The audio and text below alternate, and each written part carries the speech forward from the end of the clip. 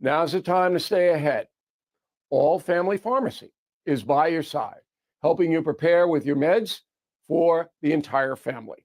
From antibiotics to antivirals and ivermectin to blood pressure meds and more. Whether it's for daily use, emergencies, or trusted off-label options, they make it simple. Licensed doctors review every order for safety, and everything ships right to your door. So please visit allfamilypharmacy.com/bill. Use code BILL10 to save 10%. Again, that's allfamilypharmacy.com/bill, code BILL10.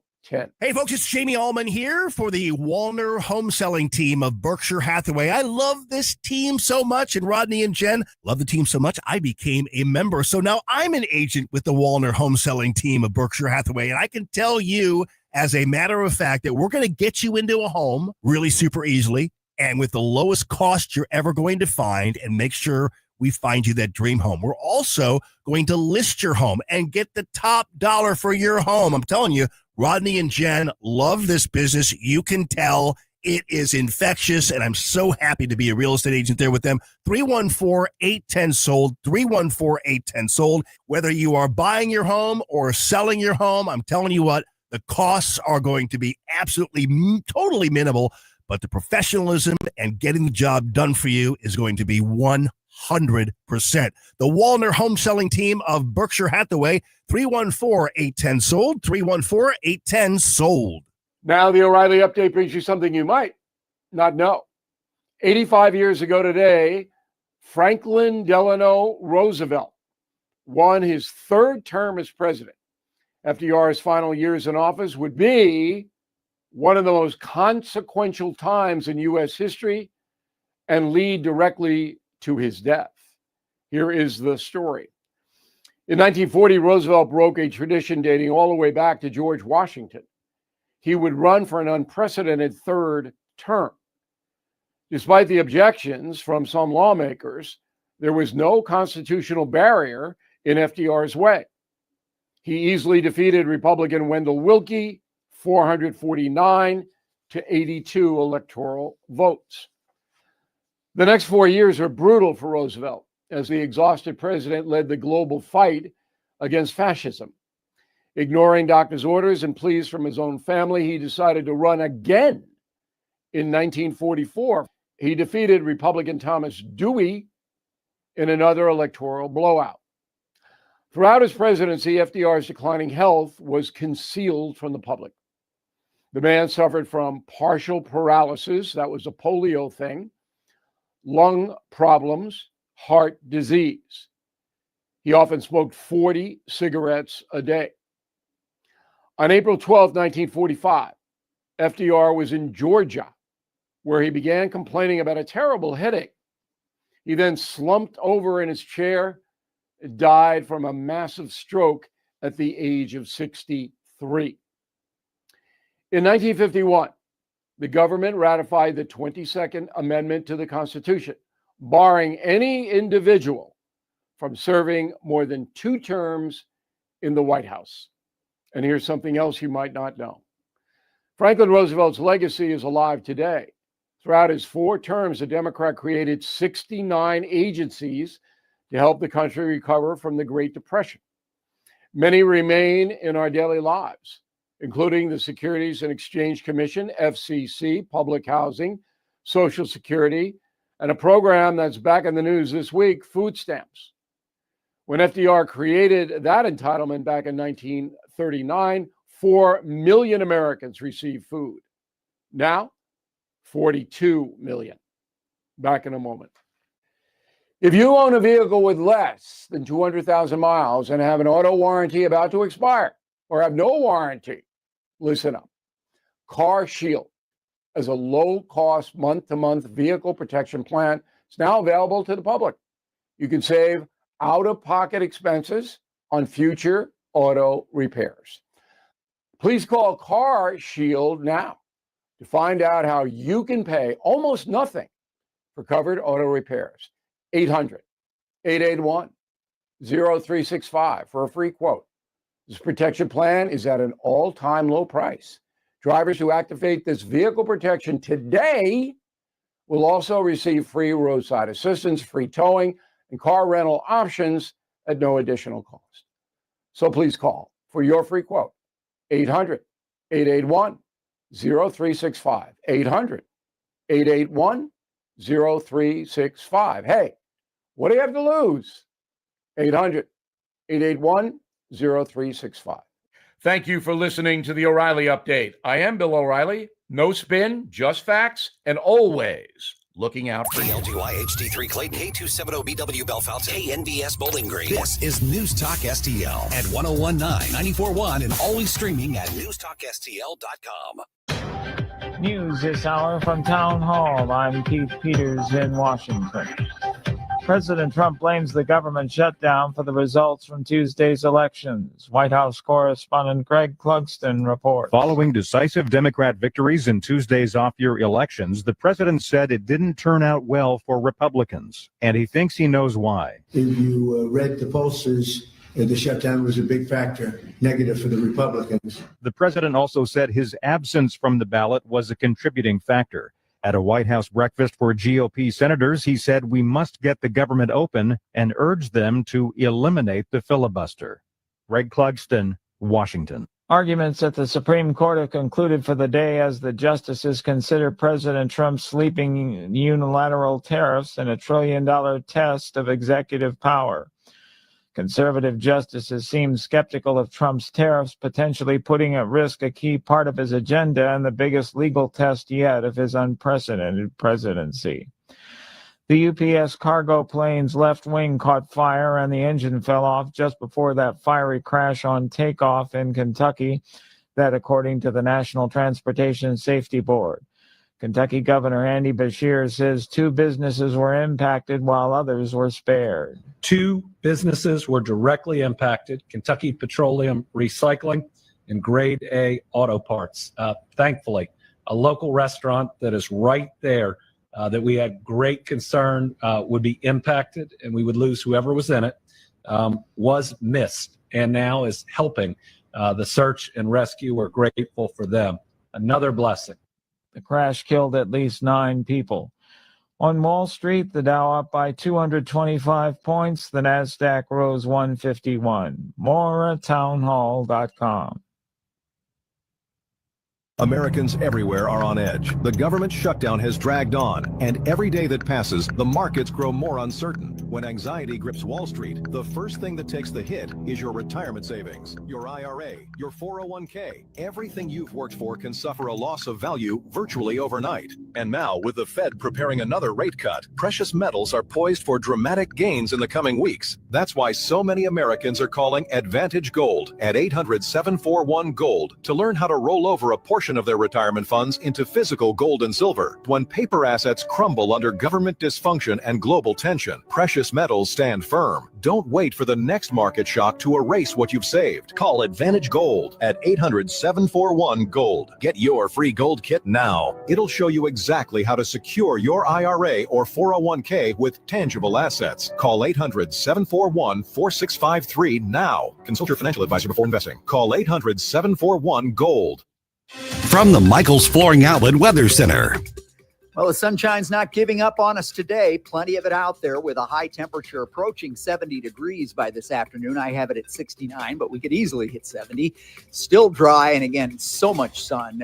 Nice southwesterly breeze at about 8 to 12 miles per hour.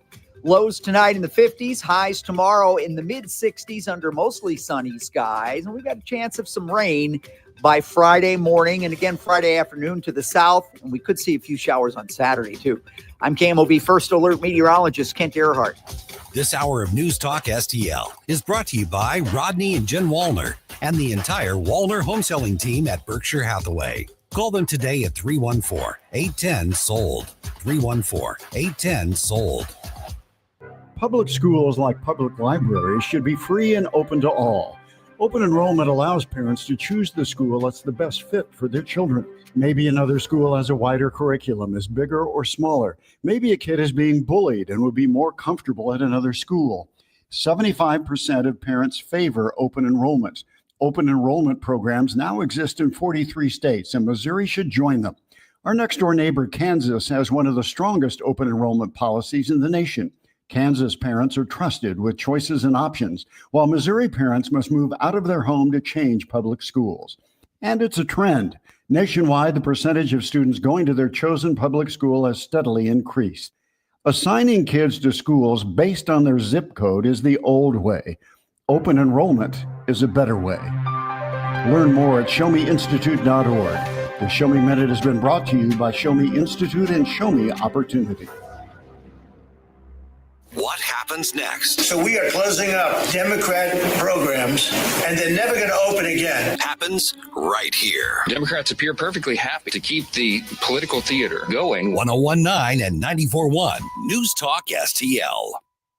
Tim Jones and Chris Arps in the afternoon. The 9 most terrifying words in the English language are, I'm from the government and I'm here to help. The more you remove voting from Election Day, the more opportunity you're offering for people to commit fraud. Are you not entertained? Are you not entertained? I think the Democrats are so short-sighted in this tactic they have now. They just cheat at any cost to win elections. You're a lying dog-faced pony soldier. You said you were, but now you got to be honest. I'm going to be honest with you. What are we doing wrong here? As a former leader in the House, I think you can put your finger on it. It's called leadership. We don't have it. Tim Jones and Chris Arps.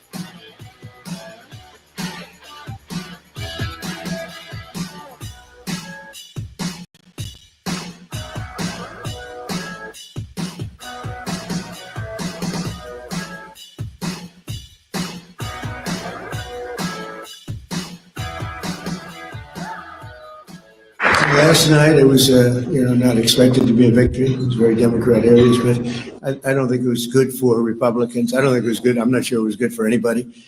But we had an interesting evening, and we learned a lot. If you read the pollsters, the shutdown was a big factor, negative for the Republicans. And that was a big factor. And they say that I wasn't on the ballot was the biggest factor. But I don't know about that, but I was honored that they said that. 406, and welcome into the Wednesday edition of the Tim Jones and Chris Arps Show, November 5th, 2025. Of course, yesterday was Election Day in certain parts of the United States, and there you hear President Trump kind of giving his autopsy of what happened last night. Sure, you've been hearing all day if you've been listening to News Talk STL, the analysis. It was not a good day for Republicans yesterday. I have to be honest with you that I was not expecting Republicans to really win in any of these races, but I was shocked at the margin of victory for many of these races in New Jersey and in Virginia. Both of those races were 15-point margins. It's kind of surprising a little bit in New Jersey. That was the race that most political analysts and political people were watching. The candidate, Republican Ciccarelli, had barely lost 4 years ago. Polls in the closing days of that election showed that it was close, but in actuality, it was not very close. The Virginia race, Winsome Sears had never had a lead in that race, but polls did show that she was closing in, and maybe it could have been competitive. I said in our News Talk STL group chat today that one of the factors I think with Winsome Sears, she has a very, very good story. She's an immigrant from Jamaica, was a military member, rose up to become the lieutenant governor of Virginia. But if you saw her, she just didn't make a striking appearance. And I don't mean to put her down or sound like a male chauvinist or anything, but she needed a wardrobe makeover. She needed a hair makeover as well. I told that to her campaign surrogates, those that had asked me that were in Virginia about that. And she just didn't make a very good campaign. She was running on issues that the voters in Virginia didn't care too much about, and which, the Democrats were very successful in New York, Virginia, and New Jersey, talking about affordability. They honed that. One striking difference between these elections and other elections that the Democrats have waged when Donald Trump was president, you didn't hear them talking too much about Donald Trump destroying democracy and we're losing our country. They focused on the pocketbook issues And Tim, because of that, they were very, very successful. They were. I don't understand voters, though, voting for more affordability by electing more Democrats versus the Democrats that weren't making things affordable in the first place, right? Okay, Virginia, maybe you argue that's a change election. They had a Republican governor. They went to a Democrat. But how are you going to make things more affordable in New Jersey by electing a Democrat in the wake of Phil Murphy's disastrous Democratic governorship? Exactly. I don't understand that calculus at all. And I got to tell you, Tim, for me, the biggest shock of the night was not necessarily these races and the margin of victory for the Democrats. The biggest shock to me was Democratic voters in Virginia voted for a guy who tweeted out or texted that he wanted to see his political opponent get 2 bullets to the head and wanted to see his children die in his mother's arms. That, I think, is the big shocker of the night for me, that the Democrats still voted for this guy. Indeed. And I think that's why we have to stop referring to them as the traditional Democratic Party. They no longer are. These are apparently candidates and voters that support them who are truly socialist communists. I mean, only socialist communists would be so godless and so uncaring and so harsh that the fact that their candidate, who they all supported very heavily last night, not a lot of ticket splitting apparently, is a guy who literally wished death on his opponent and his opponent's children, never really apologized for it, and nobody around him chastised him much either from his party. That was the other point that I was going to make. Abigail Spanberger, all of the other Democrats, Senator Kaine from Virginia there, the other Senator Warner, none of them distanced themselves from Jay Jones at all. They just said, oh, well, he made a mistake. He feels bad about it, but that's not what we should focus on. All of them circled the wagons and stayed around him. I want to ask you, Tim, what do you think? Were there tea leaves kind of showing that this was going to be kind of election when leading up to this? Of course, you have the government shut down in Virginia, Northern Virginia, the suburbs of Washington, D.C., a lot of government workers.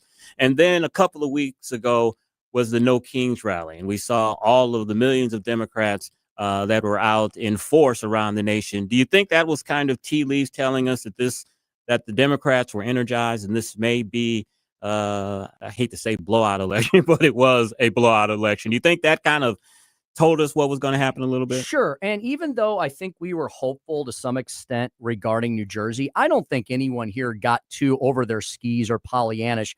Look, the two big headlines for me today are, newsflash, blue states got bluer. Yeah. And number two, yes, we've been kind of putting the pieces of this puzzle together.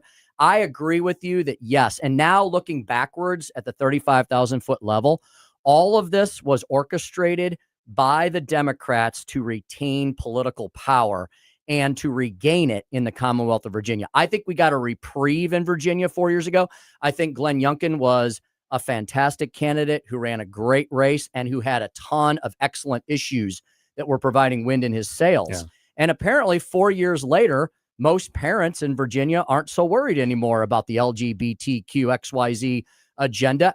Abigail Spanberger, Chris, in a well-publicized interview that went, if we saw it out here in Missouri, then everybody in Virginia had to see it. She was asked the question about parental opt-out for the LGBTQ curriculum. And she said, I believe in parental rights, except when I don't. And I don't think parents should be able to opt out of the LGBTQ agenda. So apparently that issue was not as fiery this time around. Yes, candidates did not do as well. Although I don't know what Miyares, the Republican AG, did wrong. I haven't heard if he had any missteps over the last few years. He's a Hispanic American. He's got a great story. He won statewide 4 years ago, but got blown out this time by a guy who literally wanted to be an assassin for his political opponent. So I just think the biggest news flash for all of us here today is, and it's a concern for all of us Americans, blue states are getting much, much bluer. The leftists are now beating the liberals. I think the thing that hurt Miyares was, unlike here in Missouri, where the governor and lieutenant governor run separate campaigns, in Virginia, they run as a team. So I think that he was kind of tainted by Winsome Sears' kind of lackluster campaign. And unfortunately, he couldn't distance himself too far from that. I also think if you look back at 4 years ago when Glenn Youngkin won that race, Democrats shot themselves in the foot. You remember Terry, what was his name, the former governor? The old bag man for the Clintons, Terry McAuliffe. Terry McAuliffe, he's the one that said, your children are not yours, they're ours. I think that helped him. Plus, you remember the father who went to the school board after his daughter was assaulted in a school bathroom by a transgender female. And he was arrested at the school board meeting. I think those two factors helped Glenn Youngkin tremendously. And Glenn Youngkin is a good candidate. Excellent and I think candidate. he's going to be presidential material as well. Let me ask you this question regarding New Jersey. When you look inside that race, Donald Trump has been doing very well with Hispanics in 2024. I think he gained 40%. 45% of the Hispanic vote. 2 counties in New Jersey that the president won that were heavily Hispanic, they switched over to the Democrats this time around. I think that hurt Ciccarelli. How worried are you that the gains that have been made among Hispanic voters, Republicans may be losing that if you look at the results of this election? Well, look, let's remember where we were 1 year ago today after the November election. We were celebrating a massive Republican comeback. This wasn't 5 years ago. This was 12 months ago. Donald Trump won the popular vote. First time a Republican president has done that in 20 years. All 7 battleground states, many areas of the country, as you just pointed out, that were trending purple and blue, reversed and went more pink or red. There were gains everywhere. Now, since then, the left, as we predicted, look, just because you win an election in a 2-party system doesn't mean the other party packs up its bags and goes home. And the Democrats and the left and the media have definitely not done that. It has been full frontal warfare on the Trump agenda. Every time Donald Trump sneezes, they file a lawsuit against him. They're challenging him every step of the way. Every interview that the liberal-leaning media does is completely inflammatory and incendiary. We talk about their leading questions and their fact-checking all the time. And so Unlike what we thought might happen, the Democrats, despite having very bad ideas, know how to fight a knife fight in a political battle. Yeah, and as I said, they've stayed away from Donald Trump is destroying democracy and all of that. They focused on affordability, which was a good issue for them. And another thing that they did that was successful, Tim, you remember an old word that was brought up during the Clinton administration, triangulation, where Bill Clinton used Republican ideas and claimed them as his own, and that was helped him be successful. I think we saw a little triangulation in this case. We know that the Democrats have not been doing well on the law and order question. The 2 governor candidates in New Jersey and Virginia, they talked about law and order, keeping the streets safe. And both of them have a law and order type of background. One of the candidates, I think the Virginia, Abigail Spanberger, was an analyst in the CIA. So they triangulated and turned an issue that's been very successful for Donald Trump and the Republicans back on us. And we know they're not for law and order, but they convinced enough Democrats and enough voters that they have learned their lesson and want to keep people safe. I also see a transcendent problem here that goes well above and beyond the 2 snapshots in time we were just discussing. The snapshot in time of what Republicans did last November and the snapshot in time of what the Democrats did yesterday. Those are political snapshots. Those are like going to the very end of the book and just reading the conclusion. I think the biggest problem we have is a cultural one. We didn't just a bunch New Yorkers didn't just wake up yesterday and go, yeah, let's elect a communist. This to me is the end result of 20, 30, 40 years of left-wing progressive cultural Marxism being taught as early as pre-kindergarten all the way through K through 12 and definitely in our institutions of higher education. Charlie Kirk was one of the individuals that identified this problem years ago, and he began focusing on it heavily, moving away from the political and talking more about the theological and the cultural. And you know what? The left realized he figured that out, and they killed him for it. I agree with that. I also believe that elections always mostly come down to pocketbook issues and affordability, and the Democrats were very, very effective at talking about affordability. I have to tell you, I'm concerned for 2026. I know we're a year out from that, but as we said in our group chat today, Republicans have got to find a way to convince the American people that prices are coming down, that your 401ks are going to do okay, that you're going to have a job and you're going to be able to feed your family. We've got a year to make that happen, but we've got to convince the Americans that the American people that the economy is doing well and that it's on the upswing, and that Republicans and Donald Trump are the best stewards of the economy. And for the next 12 months, the Democrats will be trying to convince Americans that the exact opposite is true. Yeah. They will be talking down America.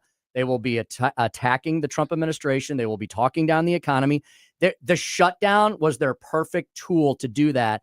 That hurt everyone in Northern Virginia and even exacerbated, I think, that tidal wave of support against Winsome Sears. Let me ask you this. Tomorrow, of course, today was the big court case regarding the tariffs. We were going to talk to our good buddy, Zach Smith, but he won't be here today. We'll have to talk to him about that next week.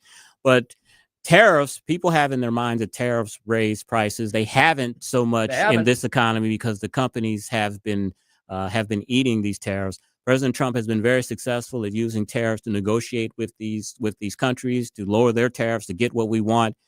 Is it going to have to come to a time, Tim, do you think, that the president is going to have to eliminate these tariffs, even though that's a big plank that he uses to cajole these countries into what he wants, to psychologically kind of tell the American people, or they'll believe that prices are coming down because I'm eliminating this tariffs? Do you think that's something that he may have to think about in the future? Well, I think that was his plan all along, and you've already seen him doing that. As he reaches these trade deals with these countries, he lets the tariff go. Yeah. And China was the ultimate enemy. So I think the plan all along was restructure our trade system, which the Democrats and Republicans, the uniparty, have destroyed over the last 20, 30 years, and then remove all the tariffs, or as much as possible, by the time the next election rolls around. I think that was his plan all along. Because currently, I mean, the president has put in across the board 10 or 15% tariffs on every country. And those that have been deemed as taking advantage of American generations, they're the ones that have the 45 and 35% tariffs. But every country has been added a 10% tariff. But they haven't raised prices in 10 months. And so the Democrats will use that as a boogeyman, but the Republicans are going to have to prove the basics of. I hope the court case gets resolved, and I hope that the tariffs are largely removed by the next election next year. And we've got 12 months to go. I think that's very possible. Yeah, and I hope also, too, that the Supreme Court rules in his favor and doesn't remove these tariffs, because President Trump has very successfully used these tariffs as a negotiating tool. Plus, if these tariffs are ruled as unconstitutional, that's billions of freaking dollars that we have to give back. We have to give back to these countries and to different companies, and I don't know how in the hell that would work. I don't know either. Chris, we got a big show today, don't we? We have Curtis Houck, who's managing editor at Newsbusters. We're going to talk to him about the election and the fact that Van Jones was not a fan of one of the winners' speeches last night. You might be surprised to learn who that is. Whereas ABC's Good Morning America seems giddy about the prospect of Mamdani the Commie, and other items as well. Chris's Corner is at 4:45. Yeah, last night was a bad night for Republicans, but Tim, I do have some good news from yesterday's election results, and I'll share that at 3:45. Very good. I have a couple little items, some diamonds, little tiny diamonds in the rough. We have to really search for them, but from last night. We found some here in Missouri, of all places. Speaker's stump speech, a harbinger or a warning sign. Found a great article in the Federalist today that sums up the election results from yesterday rather well. Harbinger or warning sign? You be the judge. 5:25, Andy Bakker, Executive Director of Liberty Alliance USA. We're talking about our own ballot battles that are going to occur here in Missouri next year. Amendment 3, Amendment 4, and more. He'll join us at 5:25. Chris, what are you going to bring up to discuss at 5:45? I got distracted yesterday and we talked about other things. Oh, I did talk about that. Paramount throws a bone to the left, but I'll tell you what some other things are. And we'll prepare you for Larry Connor's USA. All that at 5:40. Oh, I know what we'll talk about. The Jetsons era is here. Hey! I was just talking with my wife about this Yes, the the other Jetsons day. is here. I'm curious to hear your take on this. Meet George Jetson at 5:45 p.m. Tim Jones and Chris Arps show rolling along on a wild Wednesday, unpacking Election Day show indeed. We'll speak to a fellow who makes his business off of analyzing the media's reaction and role in our election system. They play an important one, whether you like it or not. We'll speak with Curtis Houck next on the Tim Jones and Chris Arps show. 1019 94.1 News Talk STL.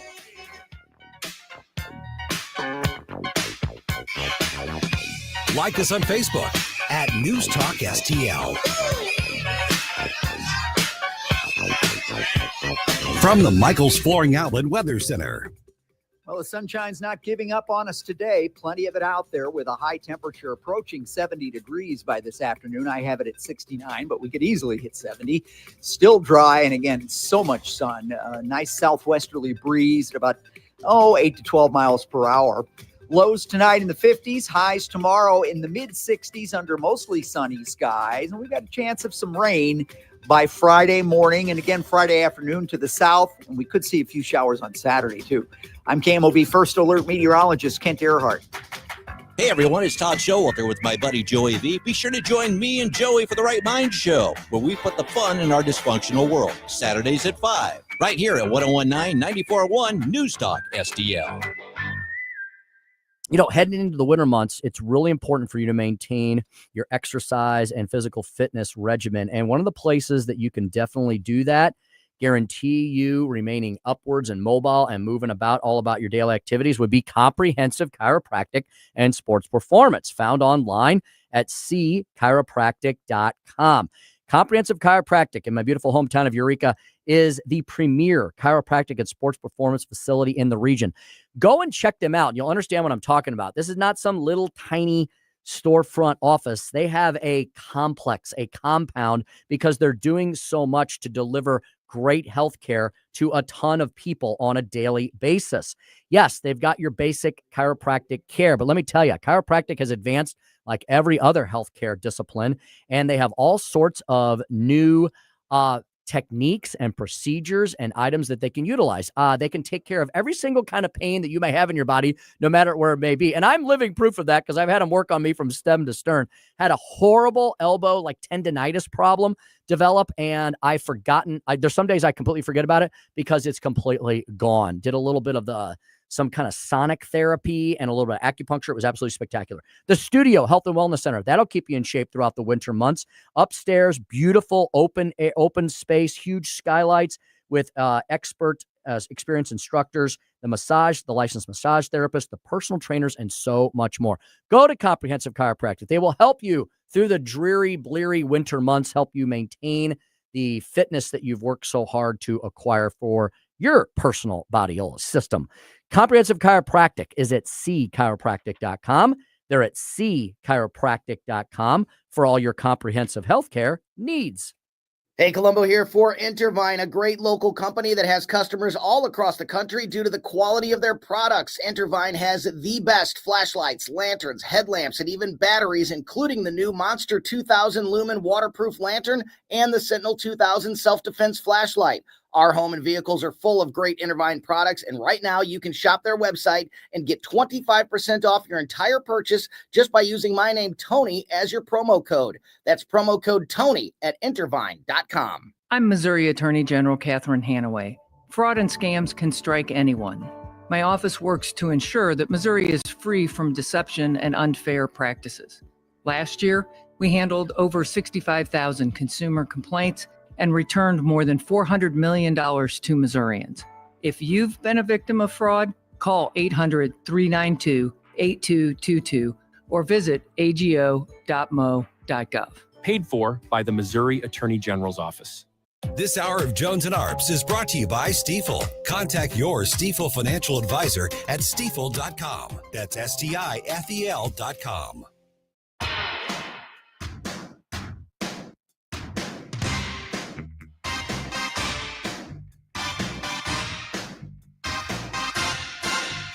It's the Tim Jones and Chris Arps Show.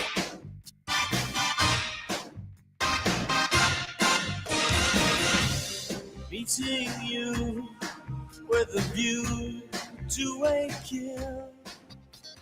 But I think he missed an opportunity. I think the Mamdani that we saw on the campaign trail, who was a lot more calm, who was a lot warmer, who was a lot more embracing, was not present in that speech.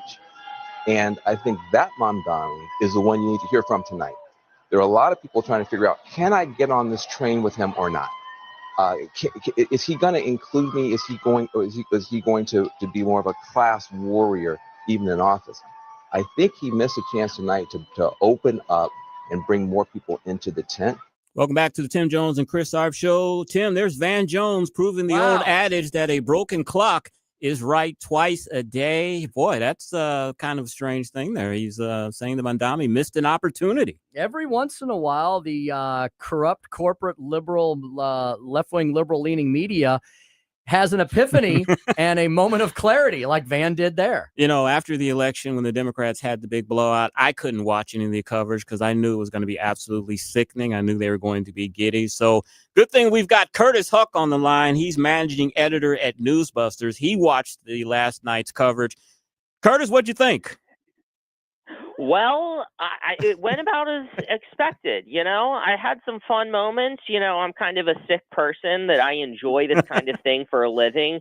You just gotta, in my case, I saddle up with some beverages and away I went. You know, you just gotta find some humor in things. You know, and the Elon bucks definitely helps too. Mm-hmm. Curtis, so how about your 35,000 foot, before we dig into some deeper details on this, your 35,000 foot of how and of course, we're not talking about good media like Chris and I, of course, here in News Talk STL, but our favorites at the liberal leaning national corporate media, how did they cover this election? What did they get right? What were their misses? What did they absolutely screw up?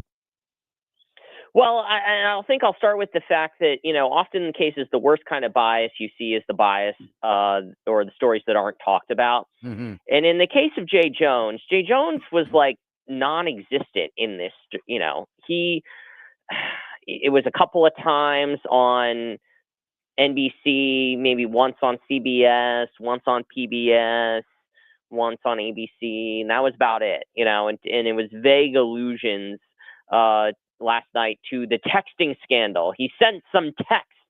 It's like he sent an inappropriate text to a girl who wasn't his wife or something, you know, instead of like, oh, I'm going to kill a Republican opponent and his children, small children. So that's one thing. You know, they failed to cover that. Mamdani was not really a huge story outside of the primary.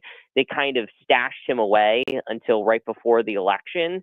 And that was definitely on purpose as well, to kind of make him seem folksy and, you know, make sure that folks don't really dig below the surface.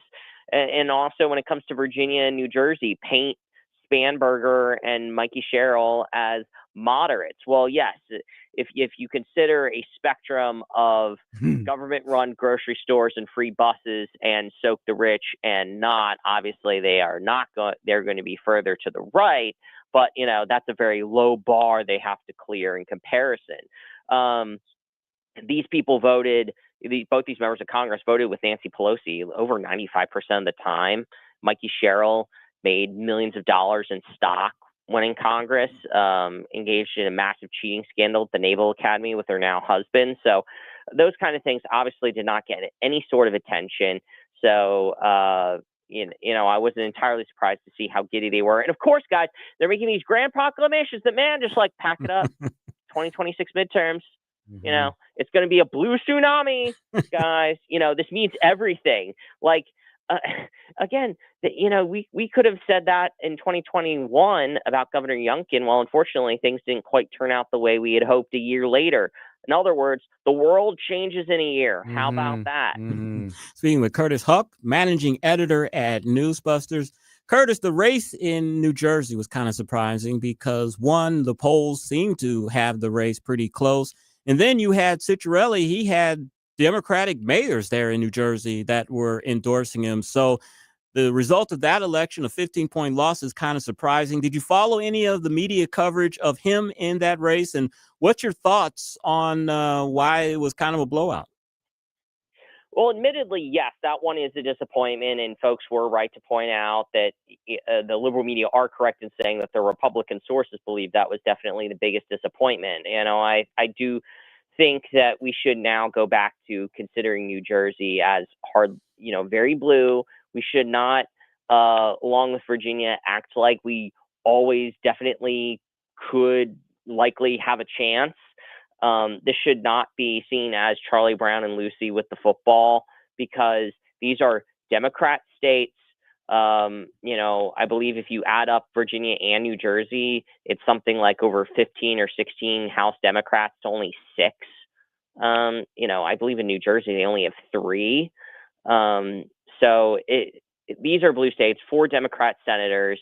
And I think President Trump is obviously generationally unique, and Governor Youngkin in Virginia was a unicorn candidate. And for Chitterelli to just lose like this, I think it comes down to Democrats coming home because they hate Trump, and number 2, low propensity voters, which turn out for Trump, have had a hard time ever since he got into office the first time of turning out in non-Trump on the ballot elections. It's really that simple, unfortunately, with Chitterelli.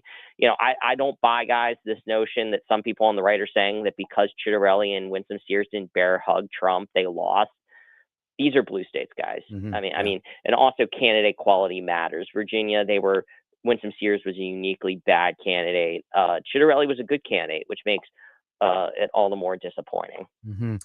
Yeah, and Curtis, wasn't Van Jones's little moment of clarity and self-awareness as to what's going on in the world, wasn't that interesting and illuminating, right? Because as much of a liberal as Van Jones might be, perhaps he's not a complete, total socialist, communist, leftist, but maybe he's now aware, Curtis, of the fact that because the media has carried water for people like Mondami and Sanders and AOC, don't they now have to confront the fact that they're responsible now for the Democratic Party now being the party of Bernie Sanders, AOC, and Mondami, and no longer the party of anyone even remotely near somebody like Bill Clinton or even Barack Obama? Yeah, well, let's put it this way, guys. Van Jones is one of the few far left communist Democrats that doesn't want us dead. Okay, so let's kind of add that caveat. He's friends with Scott Jennings.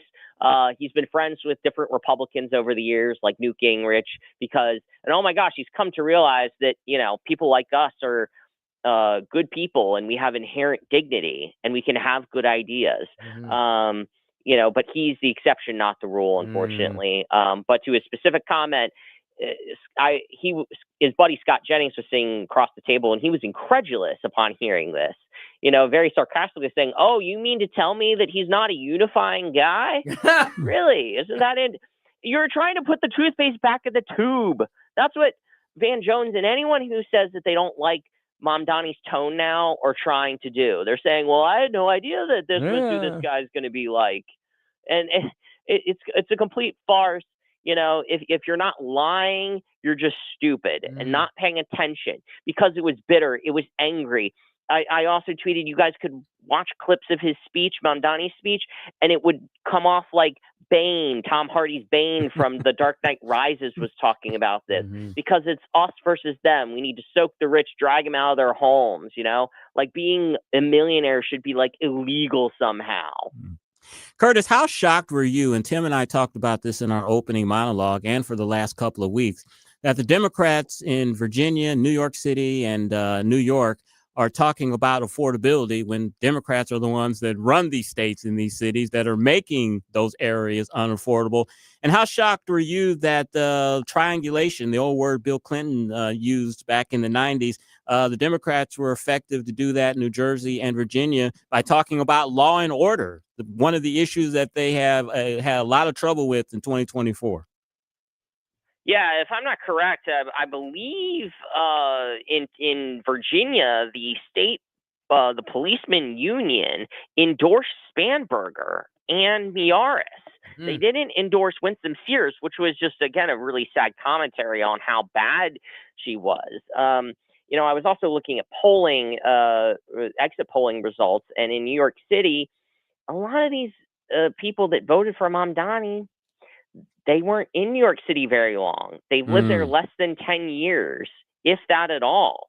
And a lot of them are highly educated, white liberal women, and beta males, like, MSNBC's Chris Hayes, to just kind of give you a visual example. That's who makes up this kind of, voting demographic. Whereas those people that employ people, those that own property, those that are over 45 years old, people who have lived in New York City more than a decade, they voted for Cuomo. Which also then kind of explains the exodus from New York in the past few years. But some humor in all this, guys. Well, it's dark humor. Maybe Andrew Cuomo might have won if he wouldn't have killed all the people in the nursing home. Yeah, that's something to think about. Yeah, lost some voters there for sure. And that's horrible for us to go there. Speaking to Curtis Houck, managing editor, Newsbusters. Curtis, you guys have a great article up at newsbusters.org. About the sycophants over at ABC's Good Morning America. Curtis, it's all about the feels with these morning show people, right? They're so excited about savvy Zoran Mandami, as they described him, snowballing the victory with a common touch. I mean, wow, what a heartbreaker that attractive Zandani guy is. I wonder if they'll be singing a different tune a year from now, Curtis, when Mandami takes New York down a path that makes Bill de Blasio look like William F. Buckley. Yeah, I wonder what journalists are going to do when a social worker shows up after they've been mugged or stabbed. Like what are you guys going to do in that situation? Or to a hostage dispute and a social worker shows up instead of a SWAT team, because that's what we're headed for at this point. New York City is looking to fully embrace its culture of pushing people on the subways. If the pizza rats are going to be crawling all over the place. They're going to be the only group of people that are safe in this city. It is pathetic. It's almost Obama-like in the way that the media are sucking up to him. But ABC in particular, Disney's ABC, unsurprisingly to a lot of listeners here and to you guys, of the three liberal networks, their problem in terms of their liberal bias is that they are just so fundamentally unserious. They're so flowery and mind-numbingly stupid. They have the least amount of hard news because it's all about corporate liberalism, bright lights, and the vibes. Very unobjectionable stuff. When Dancing with the Stars season starts, on cast announcement day, they basically turn their entire second hour into a cast party thing. I mean, it's a complete joke of a network. You don't actually go there for news. They often say sometimes, let's get you a little bit of news. A little bit? Like, isn't this kind of the point when I turn on the show? Okay, never mind. Curtis, of course, former Vice President Dick Cheney passed on Monday night. It was reported widely yesterday. I try not to watch a lot of the mainstream media because it's just so sickening, but I did catch MSNBC yesterday, and I was really surprised at their coverage. It was actually pretty good, and I think it was because they had one of their former reporters on, Pete Williams, who was a Pentagon spokesman during the first Gulf War. He was giving glowing reports about Dick Cheney, how he was loyal to him and was a pretty good defense secretary. You guys look at the media. What was the coverage yesterday on Dick Cheney's passing? Imagine this, guys. All his past sins of being a war criminal, a Darth Vader, and a Nazi all rolled into one were forgiven because he hated Donald Trump. Because he voted for Kamala Harris, he was a man who put country over party. He was a man who loved democracy and the Constitution. Oh, okay. Sounds good, guys. But we have the receipts over at Newsbusters. My colleague Jeff Dickens took a trip down memory lane. We've been around since 1987, so we have all kinds of crazy quotes about anybody and everyone. My favorite one in our look back was Newsweek in the 2004 election. They said, in politics, self-made men seem to fall into two categories, sunny and dark. In the 2004 election, Dick Cheney projects the bleakness of a Wyoming winter, while John Edwards always appears to be strolling in the Carolina sunshine. Well, I don't know about the sunshine because he was cheating on his wife and while she had cancer. Yeah, don't forget that. Yeah, and and was impregnated the mistress and all kinds of other crazy stuff. So I don't know about sunshine having been the appropriate word. That did not age well. But, the bleakness of a Wyoming winter. And in 2016, Richard Dreyfuss, an actor who played Dick Cheney in one of those dumb movies years back, said it was worse playing him than Bernie Madoff.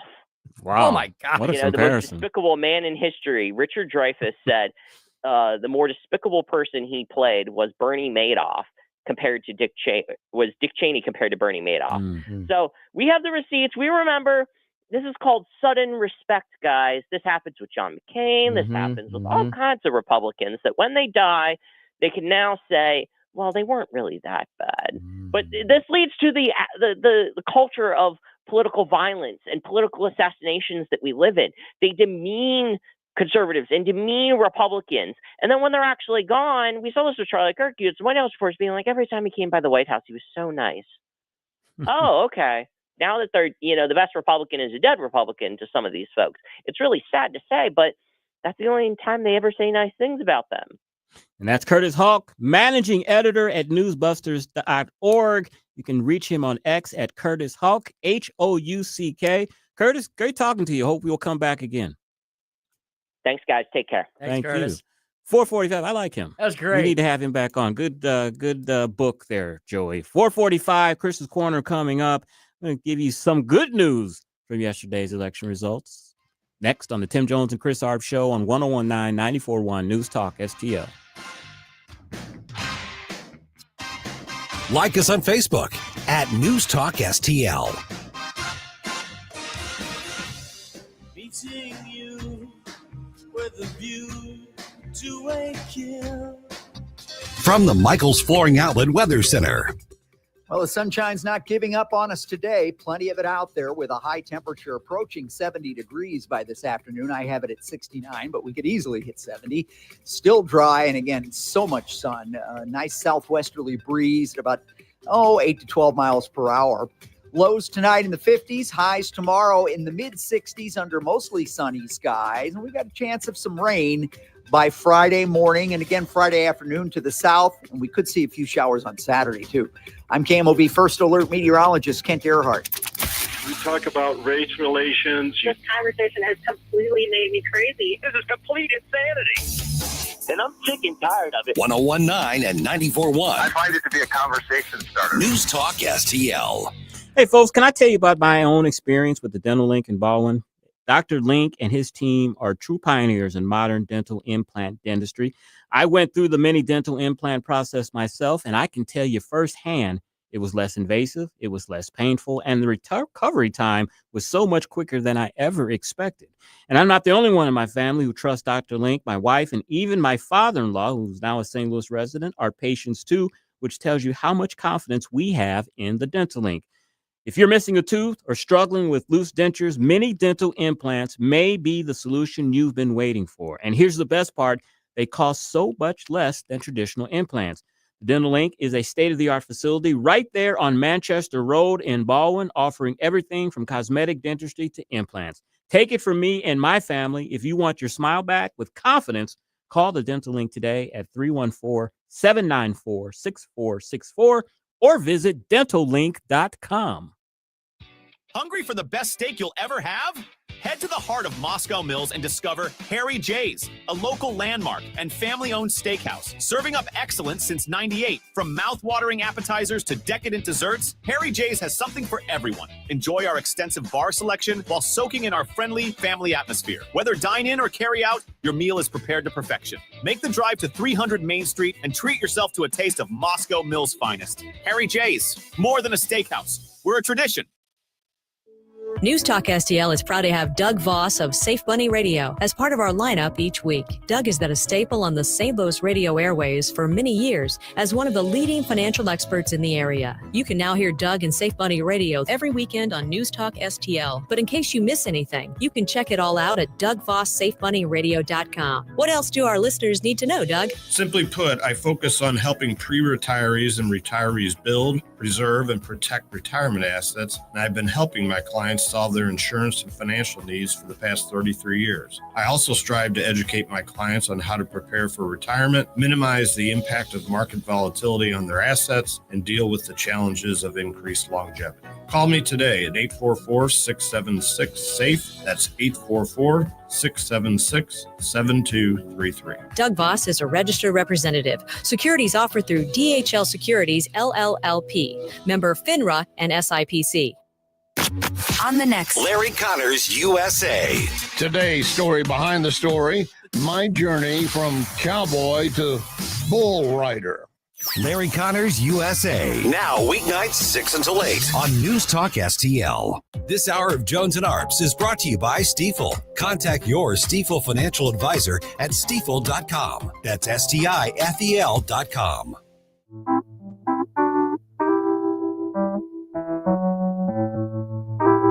Tim Jones and Chris Arps, driving the leftist crazy all afternoon.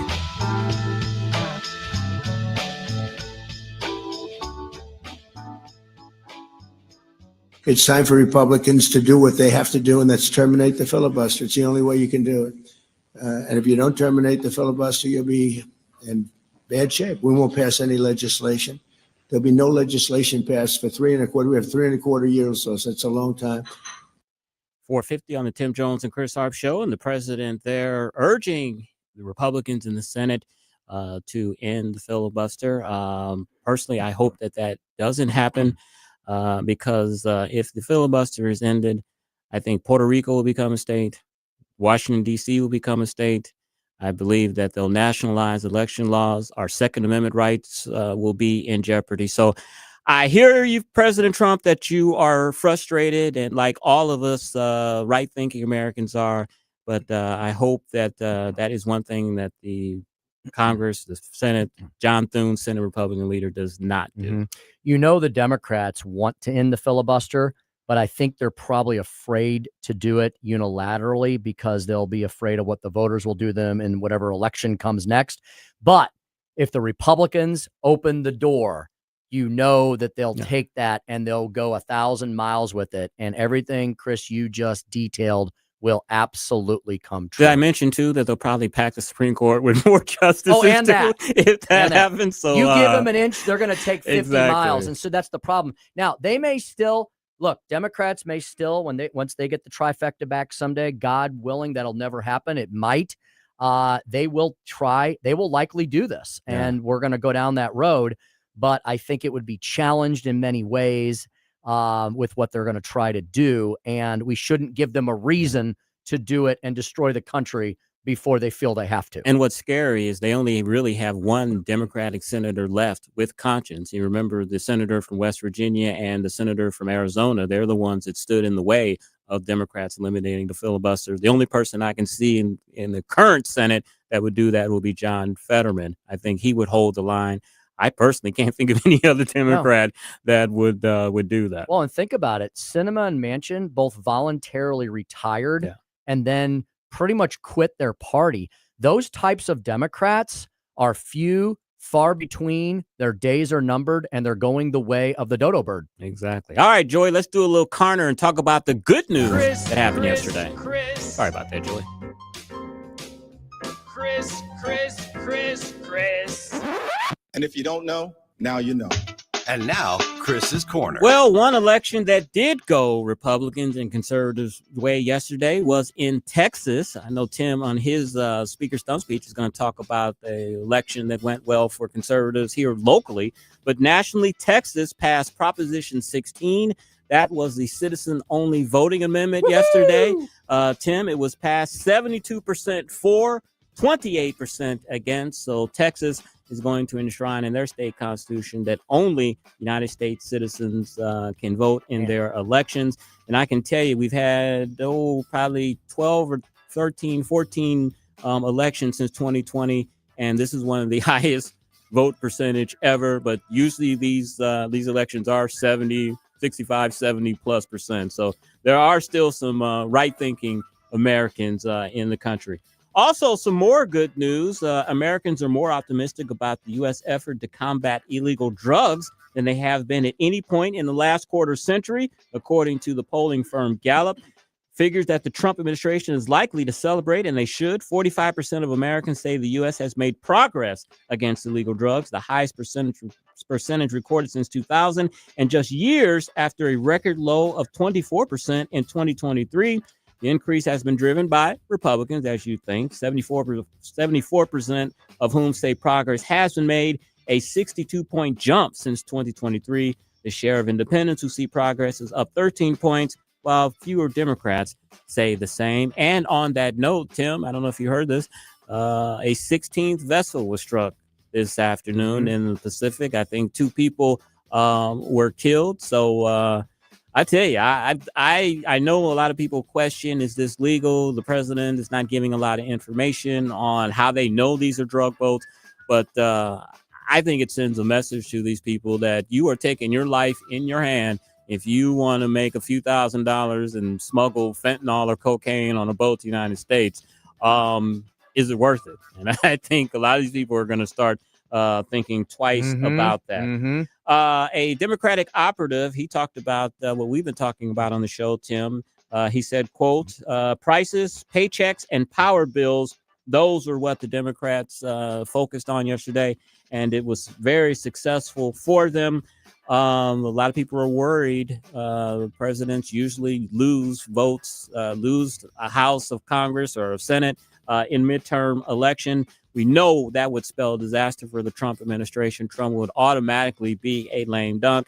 And you can almost imagine all of the investigations that would happen. I wouldn't throw out how many times was he impeached? Will this be third, fourth? I've fourth, fifth. I've lost. Who's counting? I've lost track how many times they have impeached the president. Our good friend James Raskin from Democrat from Maryland, he said this. He said that there is a growing stockpile of potential targets, from quote Trump-affiliated digital assets to his White House renovations to the airstrikes in the Caribbean. It's an overwhelming picture. That's what Raskin said. He is the top Democrat on the House Judiciary Committee. Quote, our challenge will now be how to categorize and synthesize the different levels of corruption and lawlessness we're facing. So it will be nonstop investigation central if they were able to control either the Senate or the House. I hope that does not happen. Jay Jones, he was the Virginia AG candidate who won, who was talking about he wanted to kill his opponent's children and put 2 bullets in his head. This is a trend among Democrats. We've shown polls that show that 25% of them believe that it's sometimes okay to use violence in order to gain your political goals. On October 16th, Tyler Avalos, 29-year-old young man from Minnesota, he was arrested and faces federal charges for offering $45,000 to kill Attorney General Pam Bondi. Avalos' online profile linked to an anarchist frequently asked questions book, and his username includes an anarchy symbol, while court records show convictions for stalking and domestic battery in Minnesota and Florida. Earlier this month, a TikTok post showed Bondi with a sniper scope red dot and captioned, wanted Pam Bondi and reward $45,000. So Democrats are all about violence. They are letting themselves be known as that, and they're not even trying to hide it. And that is Chris's Corner stump speech. Tim? A harbinger or a warning sign of things to come. And in 524, we'll speak with Andy Bakker, Executive Director of Liberty Alliance. We'll talk about Amendment 4 and other things, protecting Missouri voters. You're listening to the Tim Jones and Chris Arps Show on 101.9 94.1 News Talk STL. Hey, Mike Ferguson here. And for nearly 40 years, Nutrition Stop has been St. Peter's trusted source for natural living. They've got a great, knowledgeable staff offering more than just products. They provide guidance on your wellness journey with exceptional service. From 100% grass-fed meats like elk and bison and local produce to quality supplements and clean household products. 4101 Mexico Road in St. Peter's, just off the interstate at Cave Springs and Highway 70. Hey, it's Susie Moore. If new flooring makes you think hassle, think again, because Michael's Flooring is changing the game. For over 30 years, Michael's has been locally owned and trusted for quality, variety, and amazing service. Whether it's carpet, hardwood, laminate, luxury vinyl, or ceramic tile, their expert team makes installing new floors exciting, not stressful. That's why customers keep coming back. Visit Michael's Flooring at St. Peter's, Starting Prairie, Creve Coeur, or online at igotfloor.com. That's ivfloored.com. Hi, I'm Rodney Wallner. And I'm Jen Wallner with the Wallner Home Selling Team at Berkshire Hathaway. Hey, Jen, how do you sell your home for top dollar? That's easy. Call the Wallner Home Selling Team at 314-810-SOLD. What if I want a flexible commission plan? Call the Wallner Home Selling Team at 314-810-SOLD. What's the best time to sell your home? Right now, call the Wallner Home Selling Team at 314-810-SOLD. For all your real estate needs, call the Wallner Home Selling Team at 314-810-SOLD. That's 314-810-SOLD.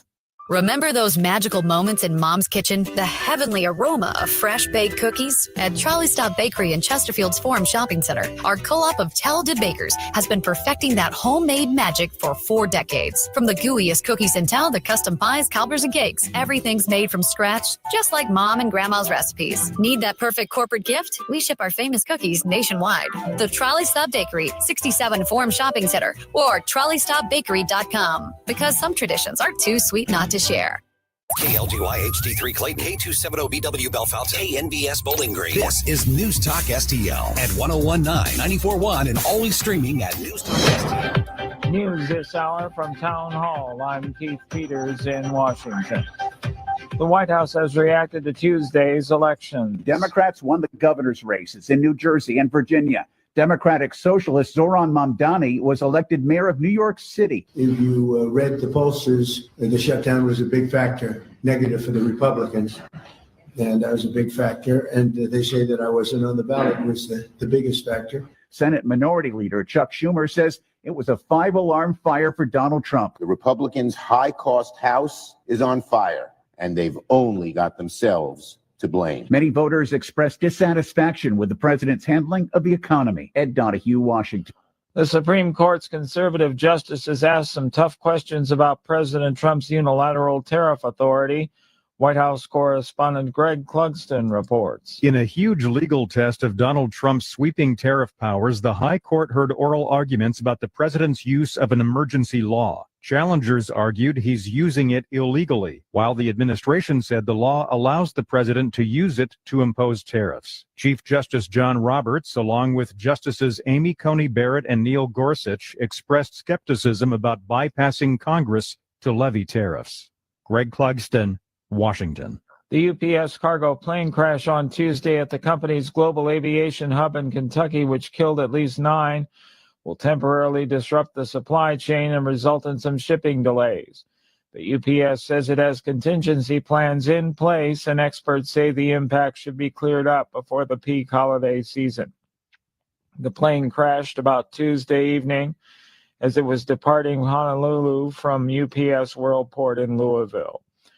On Wall Street, the Dow up by 225 points. More at townhall.com.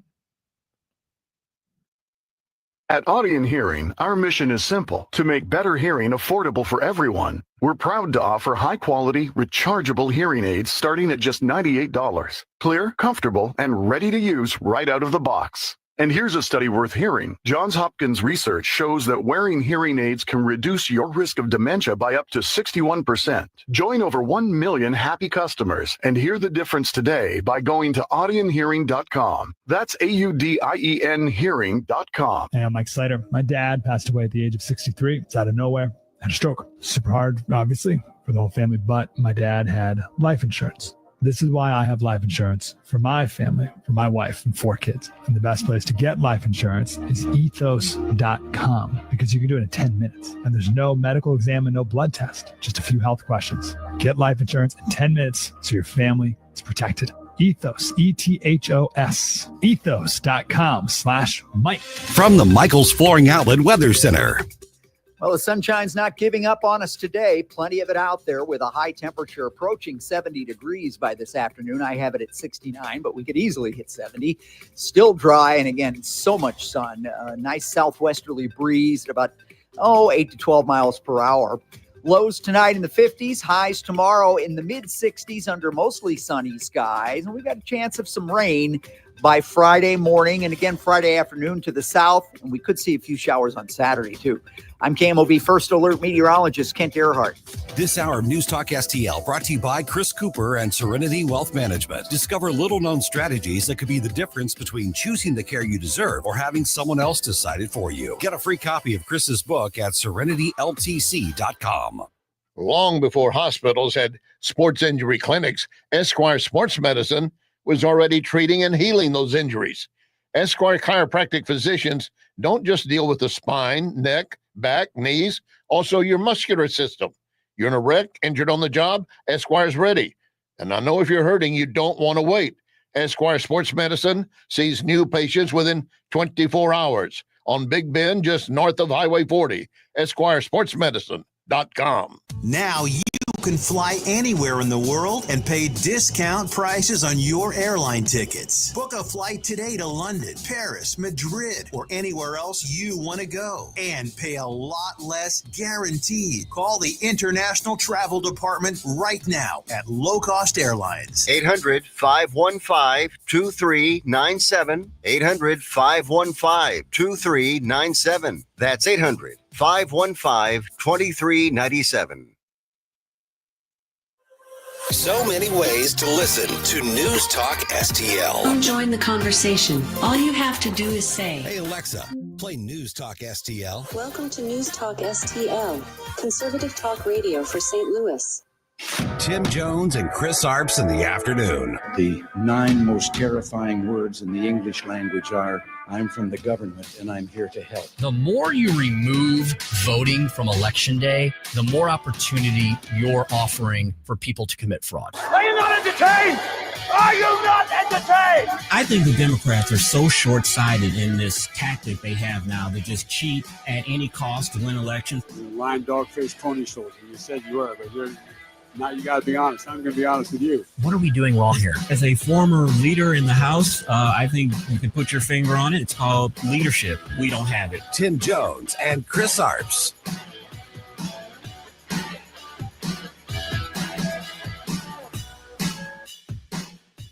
You know, Hank, I keep hearing from Republican sources that they are excited in one way or another by Mamdani's victory. And they say, look, Mamdani is going to energize the socialists and the far left and the progressive around the country.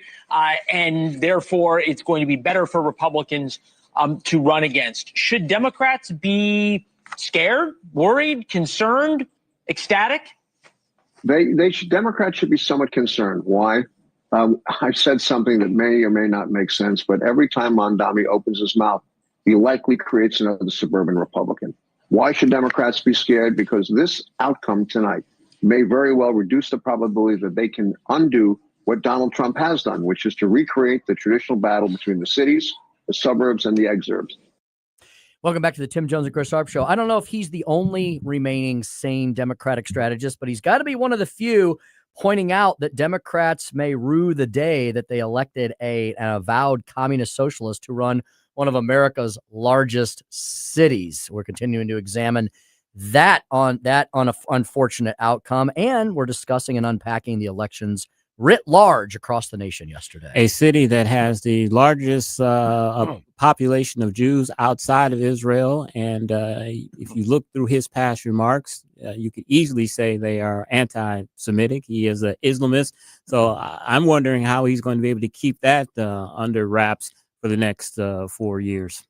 Yeah, you got to look at what's going on here. And the old Democratic Party, if it's not dead and buried, they're throwing dirt on the casket because this new crew of anti-American leftist Democratic Socialists are calling themselves that. They're calling themselves Democratic Socialists, which is really just a socialist. Let's be honest about it. And when things don't become more affordable in New York City or in New Jersey, you got to wonder when the voters in that state are going to stop practicing the art of insanity. Yeah, I think we're going to see in the next year, probably or less, when Mr. Mamdani is sworn in and is the next mayor of New York City. I think it's going to be painfully obvious that he is over his head. He's never had a real job outside of government. He's only 34 years old. I mean, Tim, when I was 34 years old, I was pretty young and stupid. It seems like a long time ago, but he has no real world experience. He has these pie in the sky socialist ideas that aren't going to work.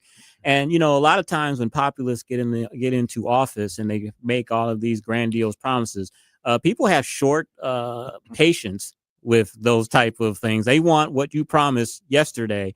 And I think he's going to be under the gun right away to institute all of these socialist programs and policies that he's been talking about during the campaign. You pointed out another problem that we haven't delved into much, but we absolutely should. And it may make some people uncomfortable, but that's what we're here for.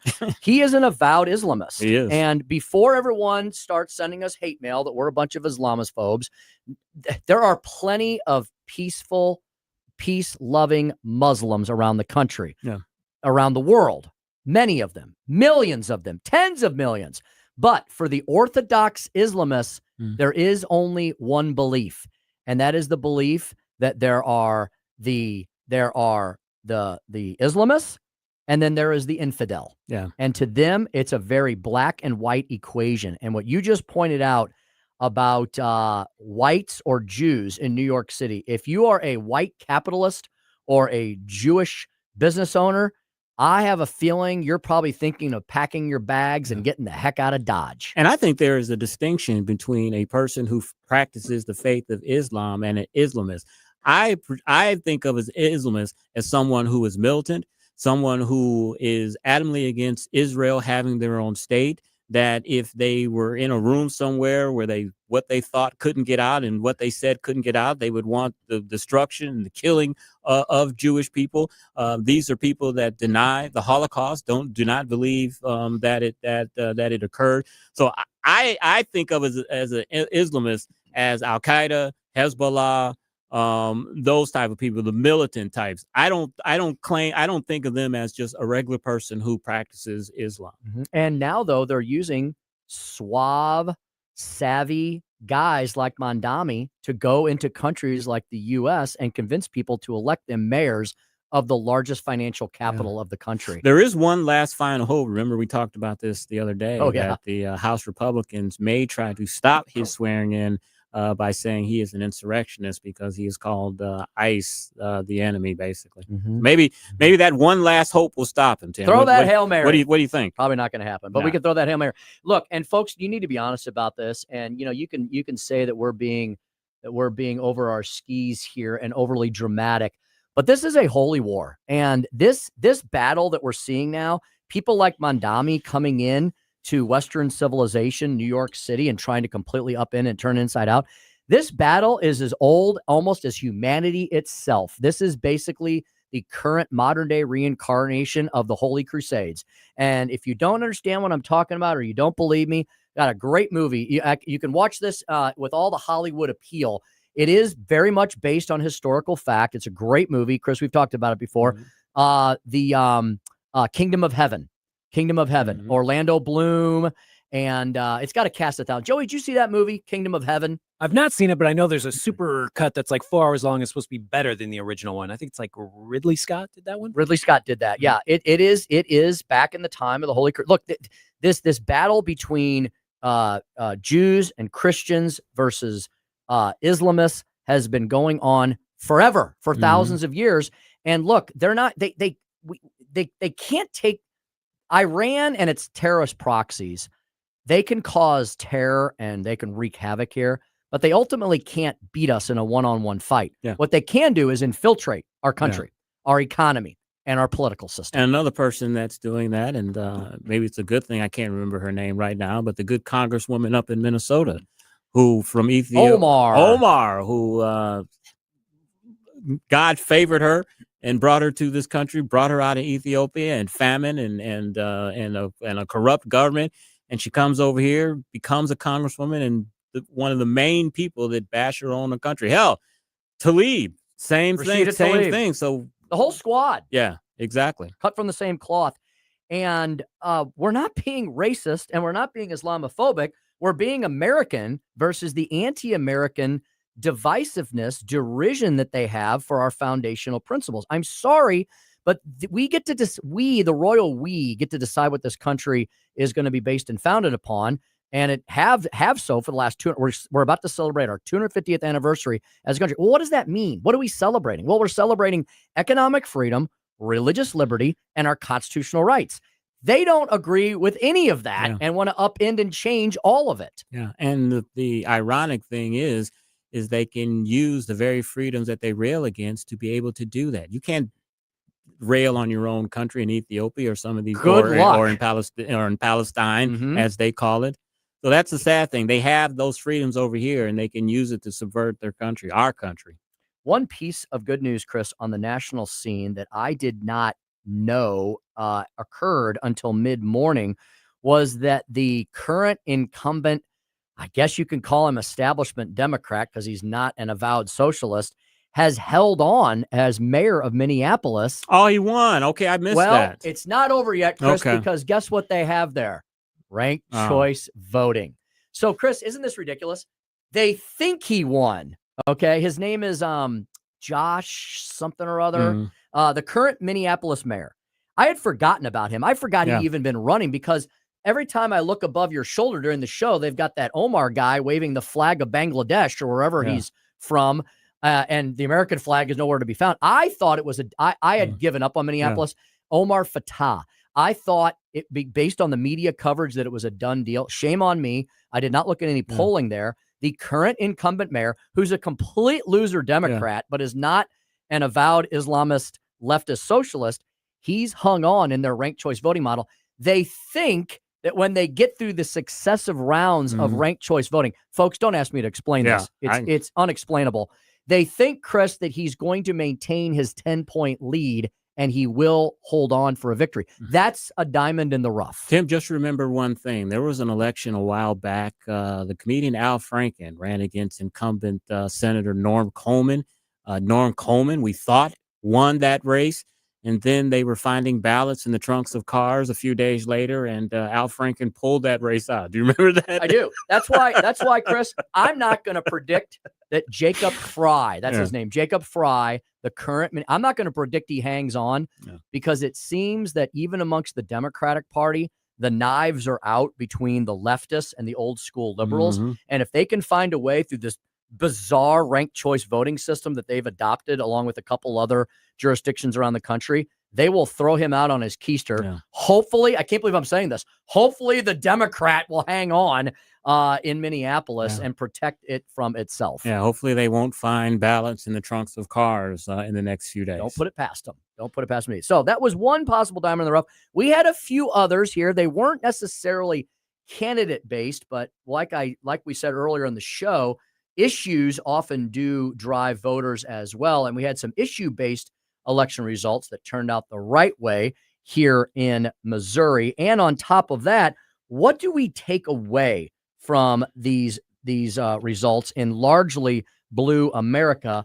Is it a harbinger of doom and of things to come, or a wake-up call for next year? That's the title of today's Speaker Stump Speech. Listen to me, listen to me. I'm very consistent. I'm a very stable genius. It's time for the Speaker Stump Speech, sponsored by Hanson's Tree Service at hansonstree.com.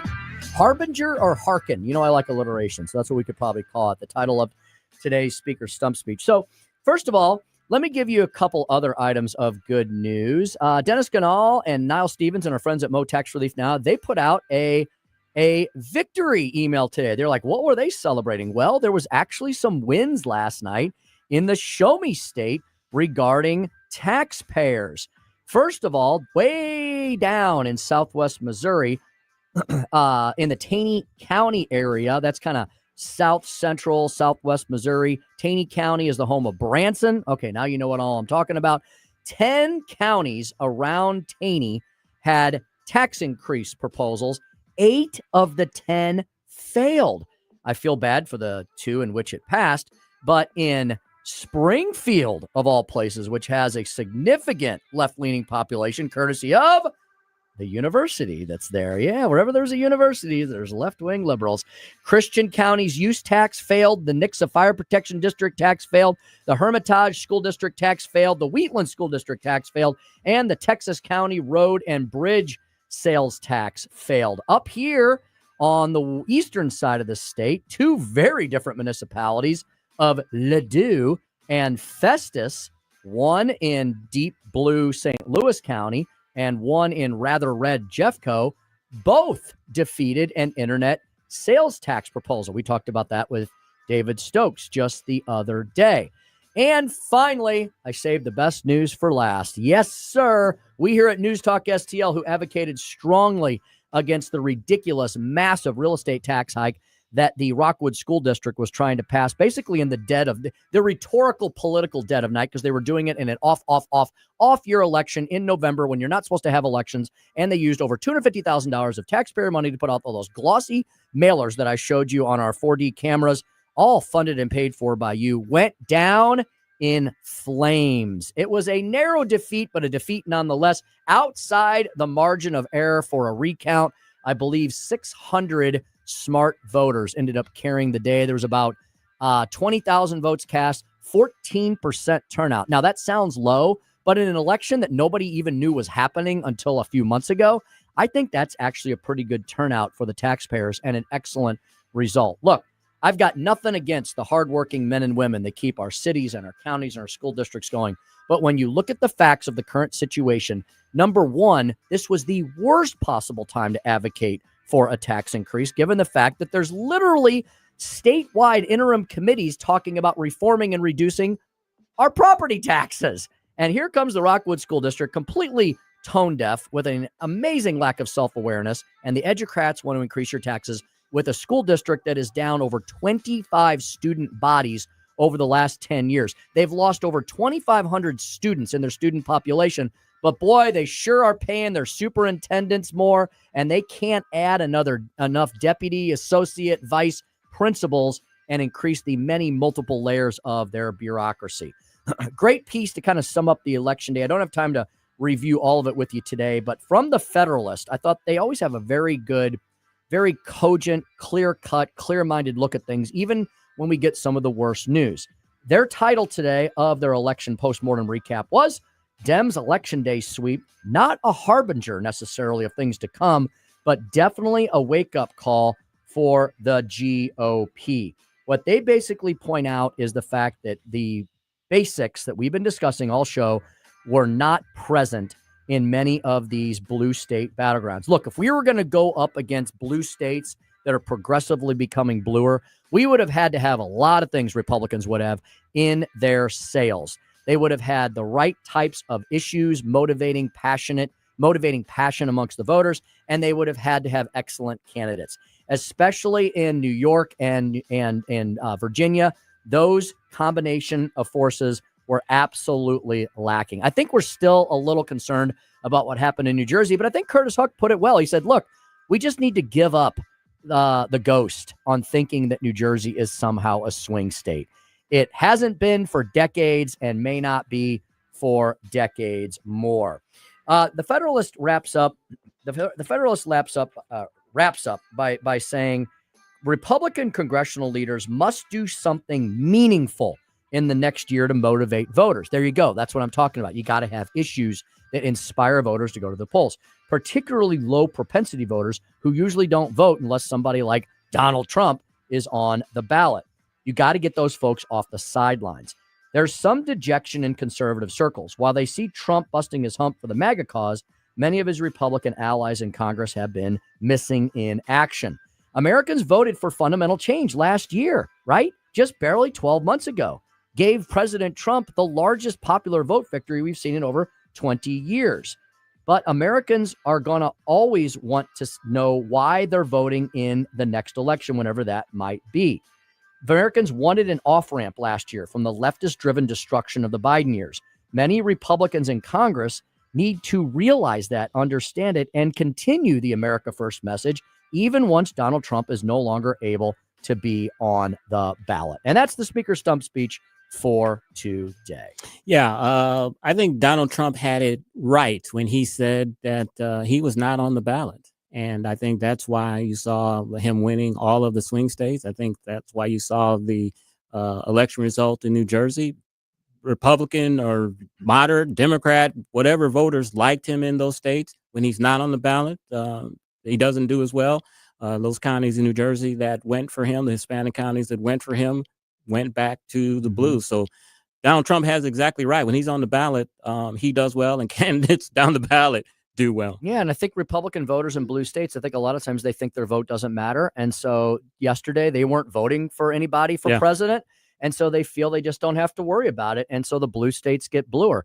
In the midterms, when Donald Trump is not on the ballot again, if you want to protect your Congress, you better find a good reason. Actually, you better just find a reason not to vote, because you should be voting in every election.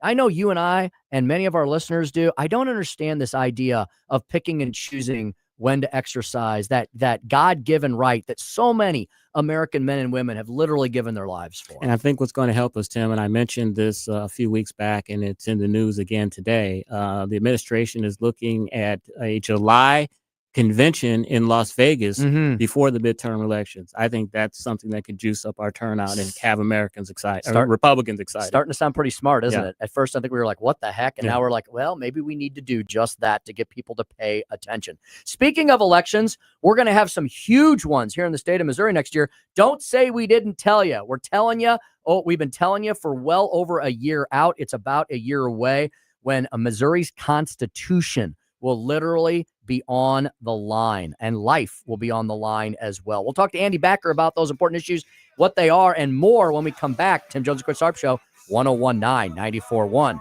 News Talk STL.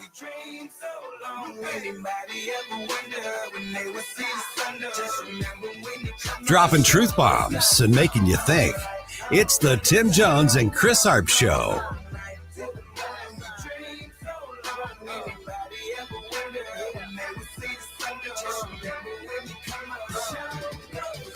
From the Michaels Flooring Outlet Weather Center. Well, the sunshine's not giving up on us today. Plenty of it out there with a high temperature approaching 70 degrees by this afternoon. I have it at 69, but we could easily hit 70. Still dry, and again, so much sun. Nice southwesterly breeze at about 8 to 12 miles per hour. Lows tonight in the 50s, highs tomorrow in the mid-60s under mostly sunny skies. And we've got a chance of some rain by Friday morning and again Friday afternoon to the south. And we could see a few showers on Saturday, too. I'm KMOV First Alert meteorologist Kent Earhart. Is your portfolio prepared for the biggest risks facing investors today? Hi, it's Tim Jones. High inflation and a rapidly changing economy may impact your investments. If you haven't made appropriate changes, your portfolio may not be positioned to address some of the biggest risks in today's economy. That means it's time to request your free portfolio review from the ClearPath Wealth Management Group at Stifel. You can hear their latest views on the markets and investing during On the Money, hosted by Stifel financial advisors Bob Stockdale and Eric Robert, every Saturday morning at 9 a.m. on News Talk STL 101.9. They can help you get organized, guide you through critical retirement decisions, and create a portfolio designed around your needs. To schedule your free portfolio review, go to clearpathinvesting.com. That's clearpathinvesting.com, or call 636-695-2650. That's clearpathinvesting.com, 636-695-2650. Stifel Nicholas & Company Incorporated, member SIPC and NYSE. License number E2014A. Hey, it's good to see you. Lights flickering? Chrysler can fix it. Breaker keeps tripping? That's a Chrysler job. Outlet not working? Chrysler makes it right. Old wiring need a rewire? Chrysler rewires with care. From little fixes to major fixes, we treat your home like our own. Treat? Did you say treat? Woof. Green is always Grasser at GrasserHomeservices.com.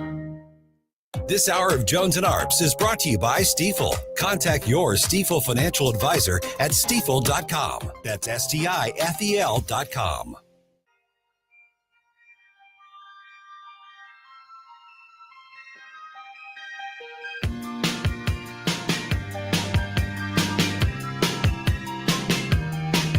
You're listening to Tim Jones and Chris Arps.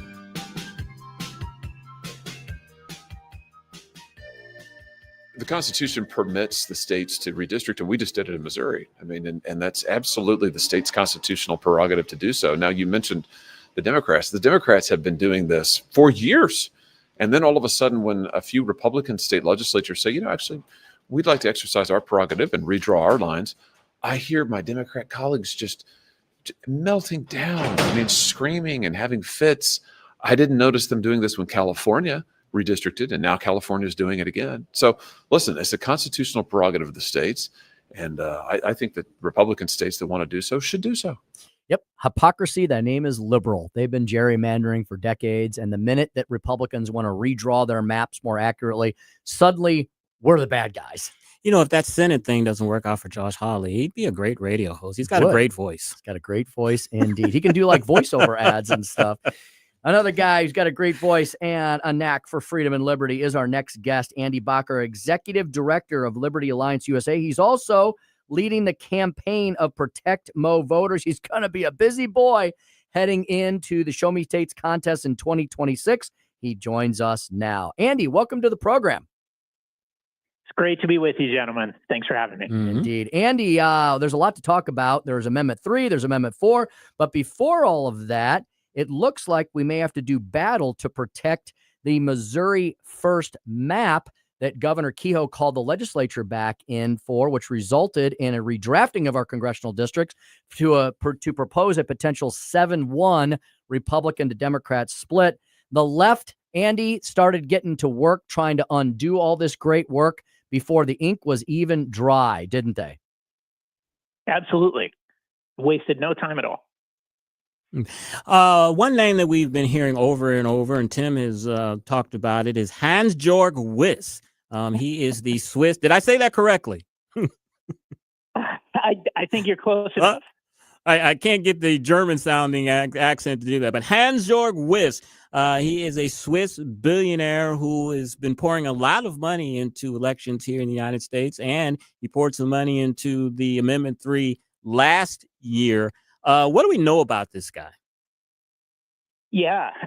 So Hans-Georg Wyss has funded about $115 million worth of ballot measure spending in the whole country over the past 10 years. And so your listeners will know probably better than anyone that Missouri's had this big ballot measure problem for a long time.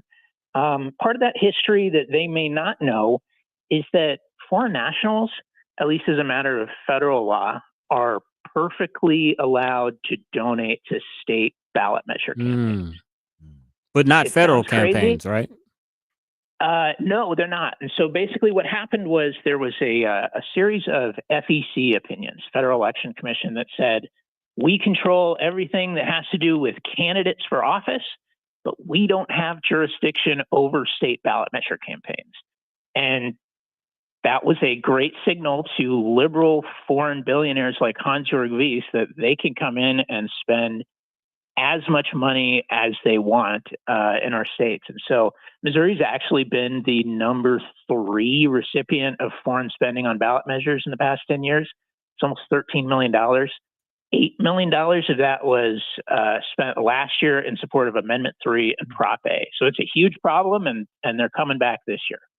So, Andy, give us the latest and probably not so greatest efforts by the left as to the just passed 7-1 congressional map. What is going on with that effort? What do our listeners need to know? What should they do? What should they not do as to this effort as it proceeds possibly towards a voter referendum?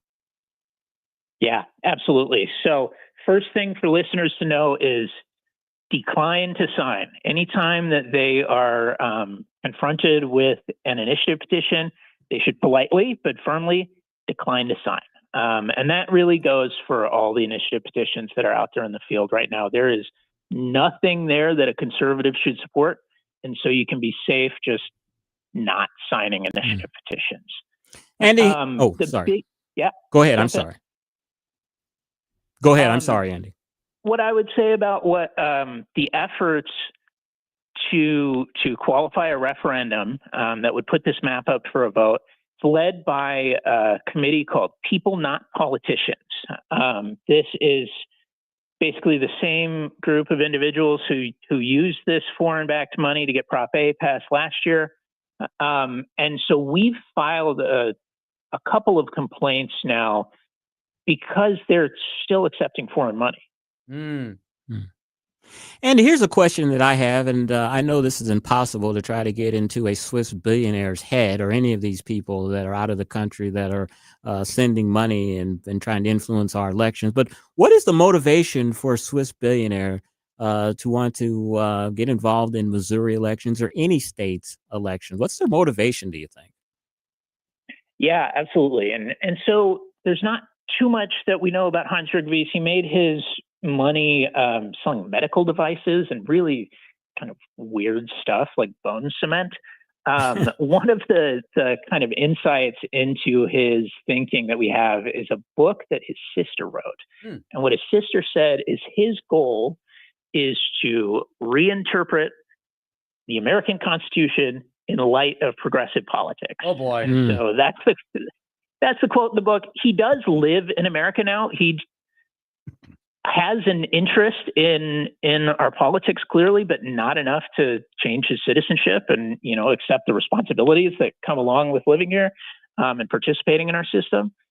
And so I think a lot of his spending in places like Missouri, especially, is because of the opportunity, right? So the only place that he's able to spend his money is in state ballot measure elections.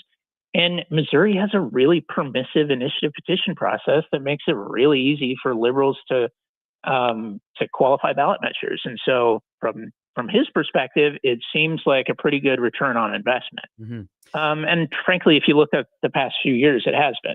Yeah, Andy, and voters in Missouri can stop this constant attack by these out-of-state, out-of-country, left-wing billionaires by voting for Amendment 4 next year. Now, Andy, we've been telling them to vote for 3 and 4. 3 is a redo, an appropriate redo of the abortion battle, but 4 would stop all of these attacks on all issues that Missouri voters support that keep getting undone at the ballot box because of deceptive voter initiative petitions. Tell us a little bit more about Amendment 4 and what you're all doing at Protect Mo Voters to support it.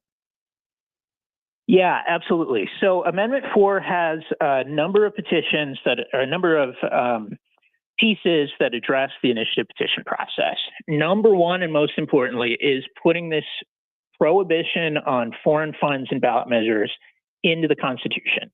The left has shown that they are not willing to give up this money.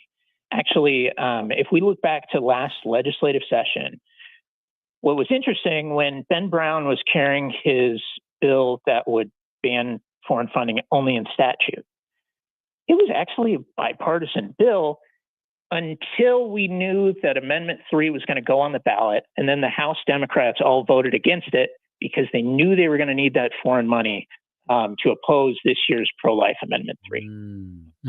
So that's number one. Also, Amendment 4 allows us finally to prosecute initiative petition fraud. Right now, it has to be, there are various statutes that a person could be prosecuted for signing false documents and forgery and things like that, but they have to be prosecuted at the county level. And y'all know as well as I do, I live in Jackson County, and similar problems with prosecutors in the St. Louis area. They don't want to prosecute initiative petition fraud when they support the initiative petition. What came out recently is the Jackson County prosecutor here in Kansas City said directly she was not going to prosecute anyone who signs the gerrymandering petition more than once. Andy, which seems like an invitation. Yes, indeed. Andy, the anti-redistricting people had gathered, I think, like 100,000 signatures before their petition was certified by Secretary of State Denny Hoskins. He ended up throwing those signatures out. Is that permanent, or did they appeal, or is those signatures not going to be counted? My understanding is that they're still in court over that issue. I'm not a lawyer. I certainly think that if the petition was thrown out, you got to throw out those signatures. Those signatures were on the wrong petition. But I don't know. There's a lot of court cases and a lot of things that could change between now and next November. Andy, we've definitely, as you mentioned, tightened the law up a bit, and Amendment 4, I think, will completely button it up. But we did pass a law that the voters approved a year or so ago about foreign money. But Andy, there seems to be just every time you look at the tracking devices that track money coming into Missouri, there just seems to be an inordinate amount of money coming from leftist dark money groups. Is this something that our attorney general needs to be looking into? Does the legislature need to take additional action next year? Maybe all of the above. What say you? Yeah, so I think it absolutely demands attention from the Attorney General. And so that's who we submitted our complaints to. We're asking her to investigate these contributions, including one from the National Redistricting Action Fund, which is Eric Holder and Barack Obama's national Democratic group, who has also publicly accepted money from Hans-Jörg Wyss, and then they donated to people, not politicians. So we're asking her to investigate. When it comes to the legislator, we have this prohibition in statute now.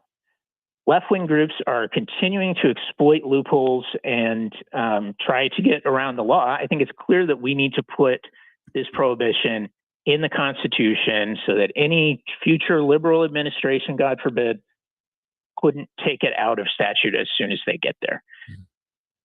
Andy, more than likely, Protect Missouri Voters is going to be outspent by the other side. What is the game plan to counteract that, and what can our listeners do to help?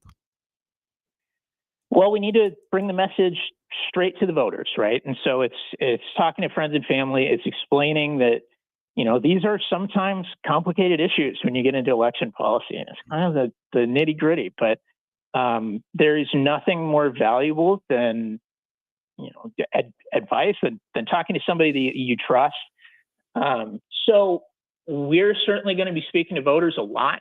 We're going to be keeping an eye on the foreign spending that is coming into our elections that this amendment would address. And we're going to be getting after it. We will be quite busy. And Andy, next year is a bit of an off year for Missourians because the only top of the ticket, so to speak, race will be one race statewide for auditor. And it looks like Scott Fitzpatrick will likely be reelected. He has no organized opposition at this point in time, less than a year before that general election. But these ballot initiatives, Andy, they're going to dictate what does or does not happen to Missouri's Constitution and therefore to Missourians for the next many decades, right? Andy, we're going to continue to be a dumping ground for people like Soros and Hans-Jörg Wyss and Mark Elias. Oh, is he still there? Andy, you still there? I'm still there. Yeah. Okay. And Mark Elias, you know, the Clintons' former bagman and attorney, or we're not, right? And so this preserves the initiative petition process for those really important needs by which we might want to update our Constitution at some point in time, but it prevents Missouri from being the playground for all these left-wing billionaires, doesn't it? Yeah, that's absolutely right. Two really important pieces of Amendment 4 are about transparency. I think Missouri voters are sick and tired of learning only after they pass a ballot measure what was in it. We saw that with Clean Missouri, which is just, you talk about hypocrisy from the left on redistricting when they tried to come in here and put our entire redistricting process under the only statewide elected official who was a Democrat at the time, Nicole Galloway. And then they want to scream and yell about Republicans using the legislative process. But that's neither here nor there. This amendment will require both a public hearing and the entire text of the ballot measure to go out to every voter so that people can actually know what is in the things that they're voting for. I think that's just from the average voter's experience, that may be the most important. Excellent indeed. Andy Bakker, who is executive director of Liberty Alliance USA and spearheading the Protect Missouri Voters campaign, advocating for a preservation of the 7-1 map and that all Missouri voters vote for Amendment 4 next year. Our guest this afternoon. Go to Liberty All USA on X or libertyallianceusa.com for more information. Andy, thanks so much for the time today. Thanks, Andy. Thanks for having me. Vote yes on 4. Yes. Indeed. Yes on 3. Yes on 4. All right. Little gremlin in the system there. I heard you there. Talking to myself. It's kind of weird. think it's Nancy Pelosi once again. Hey, when we come back, Chris, you're going to talk to us about how meet George Jetson. He's here with us now, apparently. Yeah, it's coming soon, according to our good friend Elon Musk. Oh, that gives it away a little bit. Curious to hear about that. And we will, of course, prepare you for Larry Connors USA. He's just right around the bend, but we got one more very important key segment of the Tim Jones and Chris Arps show before we do that. We're number one for live and local conservative talk. Tim Jones and Chris Arps show, 101.9, 94.1. News Talk, STL. It's the Tim Jones and Chris Arps show. This morning, cause you didn't go to bed. You were watching the whites of your eyes turn red. From the Michaels Flooring Outlet Weather Center. Well, the sunshine's not giving up on us today. Plenty of it out there with a high temperature approaching 70 degrees by this afternoon. I have it at 69, but we could easily hit 70. Still dry, and again, so much sun. Nice southwesterly breeze at about 8 to 12 miles per hour. Lows tonight in the 50s, highs tomorrow in the mid-60s under mostly sunny skies. And we've got a chance of some rain by Friday morning and again Friday afternoon to the south. And we could see a few showers on Saturday, too. I'm KMOV First Alert meteorologist Kent Earhart. The Vic Porcelli Show. All right, let's start getting the RNC into the conversation. We're going to talk to Mike Pallett, Tax Policy Director for Americans for Tax Reform. He'll join us Thursday at 9:41. Weekday mornings at 9 on News Talk STL. Well, the holiday season is upon us. You probably have noticed by now because every single store you walk into and every single time you probably pull something up on your phone or your laptop or your tablet, you're getting barraged with ads. I was, where was I the other night? And I was like, holy smokes, we forget more and more about Thanksgiving every year, don't we? Well, we're not at the Jones home. We're going to celebrate Thanksgiving. We're going to give thanks for those we love. And if you want to show the special people in your life some special love this year, how about you swing by Newstedter's Fine Jewelers?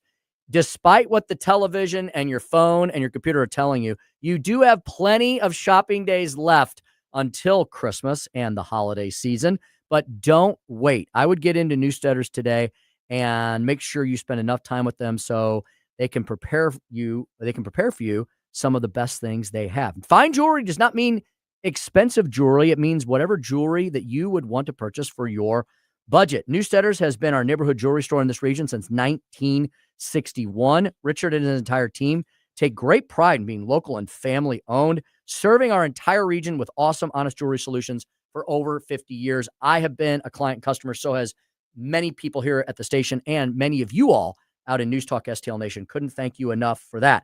Jewelry repair and engraving and appraisals and watches and pearl and bead restringing and so much more. Awesome diamonds, wowdiamonds.com being the website of Newstedter's Fine Jewelers, and so many other wonderful, spectacular, special things. Stop by Newstedter's today. You will feel that wonderful, warm Newstedter's difference. It'll make you want to go back again and again. Newstedter's Fine Jewelers at wowdiamonds.com. That's Newstedter's Fine Jewelers at wowdiamonds.com.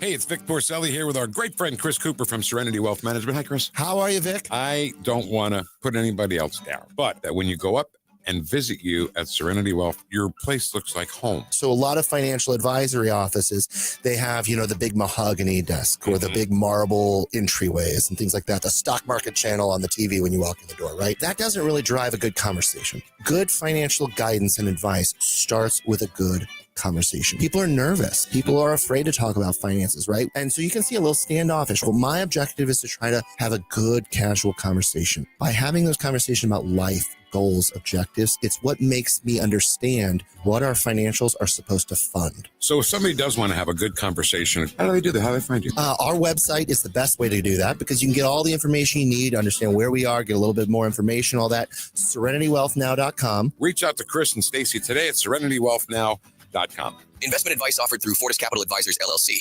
Looking for a hardware store that treats you like family? Welcome to True Value Schneider's Hardware, your local gem in Old Town St. Peters. For over 100 years, we're proudly serve you St. Charles County, providing everything from lawn and garden supplies to plumbing and electrical. Need a bolt or fastener? We've got you covered. And don't forget, we're a steel dealership. Whether you need sales, parts, or service, ask for Charlie or Jerry when you come in. We're here to help. Call 636-278-4461 or visit us online at truevalue.com/Snyder's.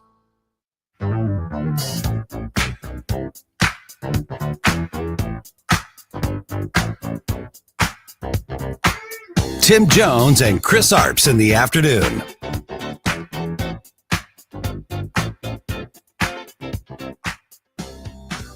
And we have to ensure that we are unapologetic about our socialism. There are also other issues that we firmly believe in, whether it's BDS, right, or whether it is the end goal of seizing the means of production, where we do not have the same level of support at this very moment. And what I want to say is that it is critical that in the way that we organize, in the way that we set up our work and our priorities, that we do not leave any one issue for the other. 549 on the Tim Jones and Chris Arps show. And Tim, that is the next mayor of one of the greatest cities in the world, New York City. It's amazing that in this day and age, 2025, you actually have an American politician talking about seizing the means of production. I thought I would only hear that or read that in like textbooks in college or, somebody in Cuba or Venezuela or somewhere else. I would never thought that I would ever hear an American politician in 2025 saying that. The reason we're highlighting that, I hope people understand, is because that is literally a Soviet era Bolshevik. Yes. I was going to say talking point. It was a prerogative. That's what they did after the Bolsheviks took over after the revolution in the early 1900s. One of the first things that they did as the new leaders of the state was to seize the means of production. You owned nothing in the Soviet Union. That's what Mondami wants to bring to our financial capital that was built on the backs of hardworking capitalists. And you see that in Cuba. I am a cigar person. When we were over in Israel, I bought some cigars back, fine Cuban cigars that you can't buy here in the United States. But if you look up the history of those cigar companies, those were all private companies at one time, Tim. Been around since like the late 1800s, early 1900s. When Fidel Castro came into power, he nationalized all of those companies, and they became owned by the Cuban government. The reason the United States has the world's largest economy is not because we have the world's largest population. We don't. Not because we have the world's largest landmass. We don't. But because we have the best people who want to work really hard to pursue the American dream, right? And so the only reason you're going to have a successful society of economic freedom and liberty is if you allow people to take risk, you allow them to succeed, and you allow them to fail. But ultimately, they own their success or their failures so they can try to rebuild again.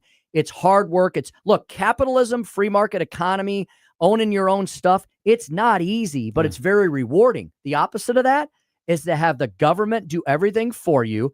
Everyone gets lazy and slothful and less productive, and then we all get treated very equally. But we can't all be treated equally as millionaires and billionaires.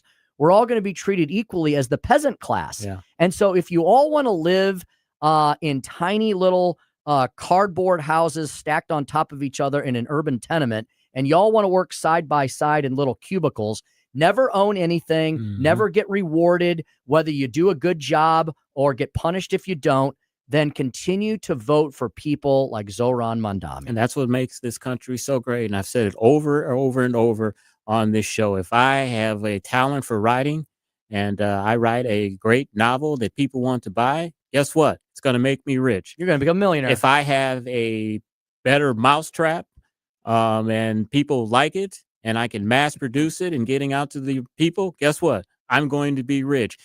That's what makes America so great, is that whatever abilities or talents that you have, you can exploit those talents and you can become very wealthy in the process, not only for yourself, because most business people that understand know that the wealth that they create is not for them. And you hear it from a lot of industrialists and a lot of business people, is they also know that they are creating wealth for other people that work for them so that they can provide for them families, so they can provide for their retirement, for their security. It's not just their wealth. Their wealth helps create other wealth. And then you may see someone who is working for someone and says, hey, he became wealthy with a good idea. I've got an idea for this. Maybe I can do the same thing. That's what makes America so unique. That's why we will always be the top country when it comes to economics, because you have that freedom to exploit your talents and your abilities. And it's so hypocritically laughable to hear these Democrats talk about how now they think they've figured everything out and they're going to make America affordable versus the Democrats right behind them who made everything unaffordable. Democrats are so great at creating a crisis and then claiming that they're the only ones who can fix the crisis that they created. And, Chris, I'm not so much worried about you and I and the people in and around our generation, because I don't think America is going to be destroyed overnight. I'm not even so much worried about younger man Joey here.